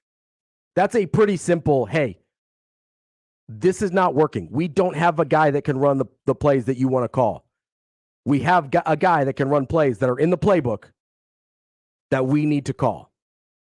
That's a pretty clear watershed moment for me of whether you can handle this job or not. Because if you can't tell a guy who's not going to be here next year that he needs to get in line and run the game you want to run, then I'm not sure you can handle the job. So I'm going to be looking at that really closely, not just for the game tomorrow, but for Mickey Joseph in general. Because if he can't handle that, he can't handle the job. Mm-hmm. That to me is just as clear as day. So that's the thing. Those are my keys to the game. That one thing there is the biggest thing I'm going to be looking for tomorrow. I will give my prediction now. Do you have a prediction you want to give too? I do, yes. All right. You want to do those now? Yeah. Okay. Let's do those now. Because we're going to update the polls and do what to watch coming up here to wrap up the show. So let's do the predictions now. I'll go first here. Okay. I think this is a loss for Nebraska. I talked myself into it last week with the Illinois game. I'm not going to make the same mistake this week. Minnesota does a lot of the same things Illinois did, and they're going to be doing it without even a half of Casey Thompson for Nebraska. I think this is a Minnesota win. I think it's fairly convincing, but probably not a blowout because I don't think their offense is super dynamic. I'm going to call it 27-13. They don't quite cover. Okay. But I think a solid 2-touchdown victory, 27-13, Minnesota over Nebraska. Okay. I have 30-9 in favor of Minnesota. Oh, you were honestly your margin was the closest last week. Yeah, I had Illinois winning last week. Definitely not the way I saw the game going. 42-27. Yeah. Your margin was close. The score was off. Yeah. My score was close. The margin was not. And so you're 30-9 Minnesota. I'm 30-9. I just don't see how Nebraska can generate any offense without a quarterback. I mean, that's a hot take. Yeah. No quarterback, hard to generate offense. Sharp football mind across from you, Ravi. And also, if you didn't catch it on the morning show, Connor's prediction is 33-13 Minnesota. Okay. So the vibe has really changed around here after Illinois. Some of us haven't changed our vibe at all, Ravi. You're right. You're right. I was a negative boy last week, and y'all made me feel bad for it. When you're right, you're right. Don't make Josh feel bad. He was spitting facts. The rest of us were drinking Kool-Aid, and we paid for it. We ended up paying for it. But I'm on that page. I can't talk myself into it this week for Nebraska. I think we're looking at a pretty rough end of the season, if I'm being honest. Next week's. I called it the red wedding earlier. It's going to be bad next week. Wisconsin looks better than they did when they were under Paul Chryst. Yeah. Yeah. It seems like they've kind of figured things out. The only game that has any shot at all, I think, is Iowa because they can't score either. If Casey Thompson's back by that point, maybe, but you haven't beat Iowa in forever and it's on the road. I don't feel great there. No, I don't feel great about Wisconsin. I feel sick to my stomach about Michigan. I think Minnesota gets them here. I think they get them by at least a couple scores. I'll say 27-13. Josh says 30-9. Happer says 33-13. Correct. So yeah, I'm actually the positive boy out of that bunch with a 2-touchdown loss. All right, coming up next, we will wrap up the Connor Happer Show with updating the polls and tell you what to watch this weekend right here on 1620 The Zone. Hey, how are ya? I hope well. Greg Wagner joining you from the Nebraska Game and Parks Commission. And yes, time now for another Nebraska Outdoor Update. Attention hunters and anglers, there's some fun challenges happening with regard to hunting and fishing in Nebraska. Be sure to check out the Duck Slam, the Upland Slam, the Trout Slam, and take 'em hunting. Get more information on these at outdoornebraska.org. That's outdoornebraska.org. Hey, come see us in the Nebraska State Parklands, will ya? Whether it's to watch wildlife, hike a trail, camp, fish, go to an event, or just plain sightsee, the grounds to Nebraska's many state parklands remain open for you year-round. Just need to have that current state park permit on your vehicle and to bring your own drinking water. Feel free to contact us at the Game and Parks Commission for more details on any outdoor topic. I'm Greg Wagner. Mike Rowe here with a gentle reminder that civilization is held together by pipes, wires, and cables. It's true. There are over 5 million miles of gas lines, power lines, fiber optic lines, water lines, and sewer lines, all buried beneath your feet. And every 60 seconds, somebody digs into one. Look, if you're thinking about digging around, do yourself a favor and call 811 first just to find out what's down there. Trust me, you don't want to find out the hard way. Call or click 811 before you dig and visit safeexcavator.com for more info. Roxanne Watson is on a mission to have more people sign up as organ, eye, and tissue donors. What drives her? Roxanne received a heart transplant made possible by an organ donor. I decided that day to devote myself to signing up the most people in the United States. That's my goal. Now she's a powerful force for good. What could you make possible as an organ, eye, and tissue donor? Leave behind the gift of life. Go to organdonor.gov. U.S. Department of Health and Human Services, Health Resources and Services Administration. I've been driving trucks for a long time. Safety is my number one priority. I know that my truck has huge blind spots. That's why I remember to check my mirrors often for smaller vehicles. Everyone can help keep our roads safe. Next time you're behind the wheel, try to avoid lingering in those blind spots. It can be dangerous. Let's all plan to share the road safely. Learn how at www.sharetheroadsafely.gov.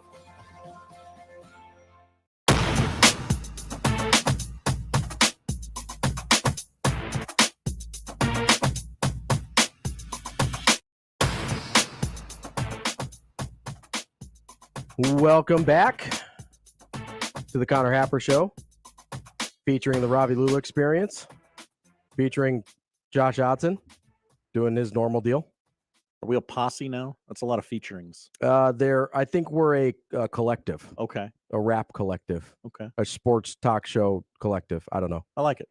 Yeah, why not? Everything's a collective nowadays, right? That's right. You've got a little trip this weekend. Yeah, Iowa Western, number 2 in the country, going to Coffeyville.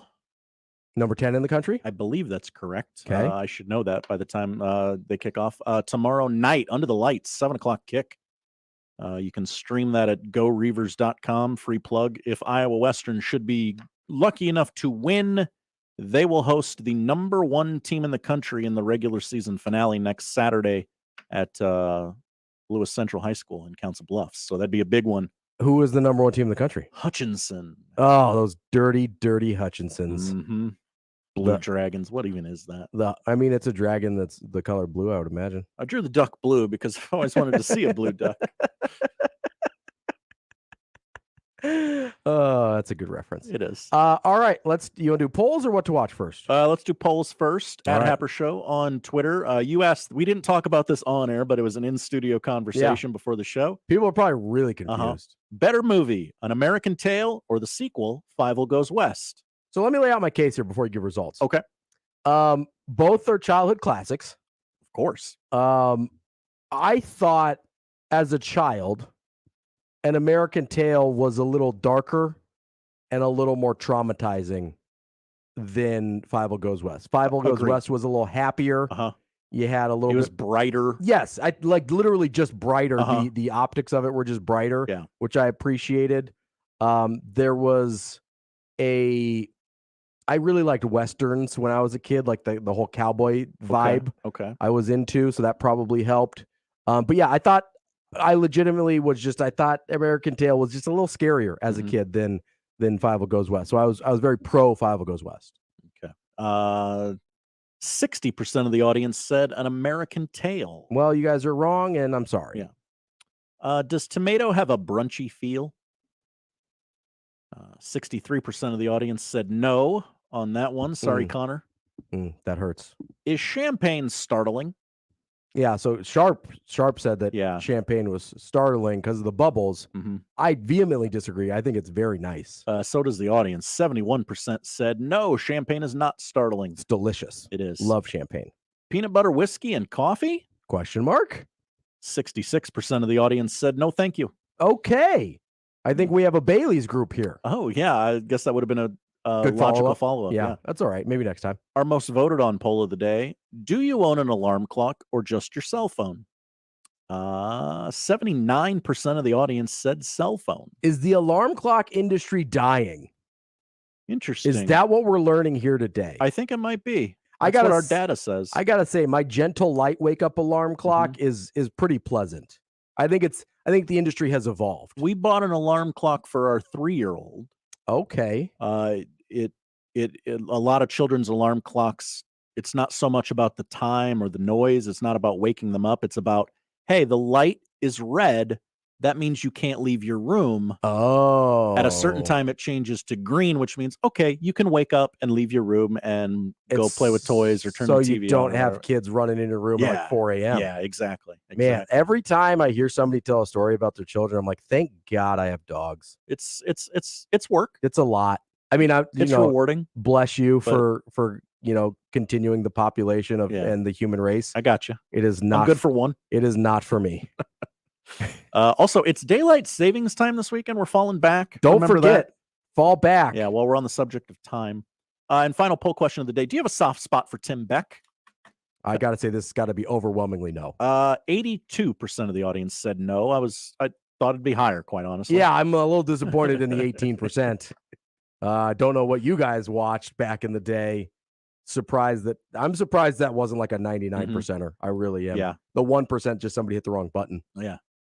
Now we go to what to watch tonight. Ooh, I think you teased this. You said there's a lot to watch. I said I got a lot here, so I'll try and rattle through it fairly quickly so we don't lose on sportsmanlike conduct. They'll just leave the building if I don't. That's true, and I'm not doing 4 more hours today. Tomorrow night, 7:00, Game 6 of the World Series. Philly at Houston. Houston leads 3-2. Zach Wheeler and Framber Valdez take the bumps for the respective teams. Game 7 would be Sunday if necessary. Remember, we pushed it all back a day because of the rains. NFL games locally, here's what you're going to get. You're going to get Bills Jets at noon on CBS. They have the doubleheader, so you will get Rams Bucks on CBS at 3 p.m. An important game that we're going to look at the loser and go, do you even care about the season? Regardless of how good a game it's going to be. Vikings Commanders noon on Fox, and your night game on Sunday Night Football, NBC, 7:00. Titans Chiefs. You can hear that one on Coil, back on Coil this week. Okay. Are the Kansas City Chiefs. College football, you got one tonight, number 23 Oregon State at Washington, 9:30 on ESPN2. Iowa Purdue, 11 a.m. tomorrow on FS1. You got Georgia Tennessee, 1 versus 2 in some polls, 2:30 on CBS. You can also listen to that game on 1180 tomorrow. Number 6 Alabama at number 10 LSU, 6:00 ESPN. We got into a little debate earlier, like why is Alabama never on ABC? It's weird that they went Florida State Miami on ABC over Alabama LSU. If you know why Alabama is never on ABC, tweet us. Yeah, please let us know. We're very confused. Like, it's always on ESPN. I don't know why. Number 24 Texas at number 13 K-State, 6:00 FS1. Clemson goes to Notre Dame, 6:30 on NBC. I will skip the basketball. Sorry, Ravi. Give us a sicko. You have a sicko? Our sicko pick of the week. Nebraska wrestling starts its season tonight, 6:00. This is all for you, Joe. You say we never cover wrestling. I'm covering wrestling. BTN Plus, number 8 Nebraska hosts number 25 North Dakota State at the Devaney Center. Our own Connor Happer will be doing the PA, if I'm not mistaken. So congratulations, Connor. Did not know that was a thing that even had PA. It does. Jordan Burroughs night at the Devaney Center tonight. 2012 gold medalist, 6-time world champion, 2-time national champion at Nebraska. He won the Dan Hodge Trophy, which is the equivalent to the Heisman Trophy in that sport. He is 223-15 as a pro. So we'll be celebrating perhaps one of the greatest Huskers ever In any sport. Is there going to be like a bobblehead or anything? Or just I don't know. That's a good question. I would love a bobblehead. I would too. Big bobblehead. Oh, and it's guy. wrestling. Are they selling beer for this? Oh. Or was that just that one time at that one wrestling event? I don't know. We'll see. Josh, thank you very much. We appreciate all you do for us here. Thank you. Thank you to Brian Munson, Brian Christopherson, and Steven Montgomery Sipple for joining us here today. For Josh Otson, I'm Ravi Lula. This has been the Connor Happer Show on 1620 The Zone. The Connor Happer Show. I'm going to bury a take in here. S'mores are overrated. Whoa! What kind of a monster are you? Explain yourself. Show your work, Connor. Melted marshmallow, guys? Delicious. No. Not really. Not really at all. Why? Marshmallow is not a good thing. Marshmallows aren't good. The Connor Happer Show. Weekdays from 10 to 2 on 1620 The Zone. Your Omaha area forecast from the Godfather's Pizza Weather Center and KETV News Watch 7 on 1620 The Zone. Wet and chilly weather Friday with rain expected throughout the morning. Showers become more spotty in the afternoon with a north breeze gusting 20 to 25 miles per hour. Highs will only top out in the low 40s. More showers expected overnight, then changing to wet snow after midnight. 1 to 3 inches of slushy accumulation possible in the metro by Saturday morning. I'm meteorologist Sean Everson from KETV News Watch 7. 1620 The Zone's unsportsmanlike conduct, brought to you by a great friend of the program, Union Bank and Trust. Cool air temperatures mixed with warm soil temperatures means it's time to plant. Visit Lanaha's Garden Center for the Metro's largest selection of homegrown trees and plants. Rooted in quality, unmatched value. Lanaha Nurseries, 192nd and Center. Festivals, football, flannels. Some say fall is their favorite time of year. And this fall, there are now updated COVID-19 booster shots designed to help protect against COVID-19 variants. If you've had your primary series, schedule an updated COVID-19 booster shot appointment as soon as you're eligible. And don't forget to enjoy the foliage. Sponsored by Pfizer and BioNTech.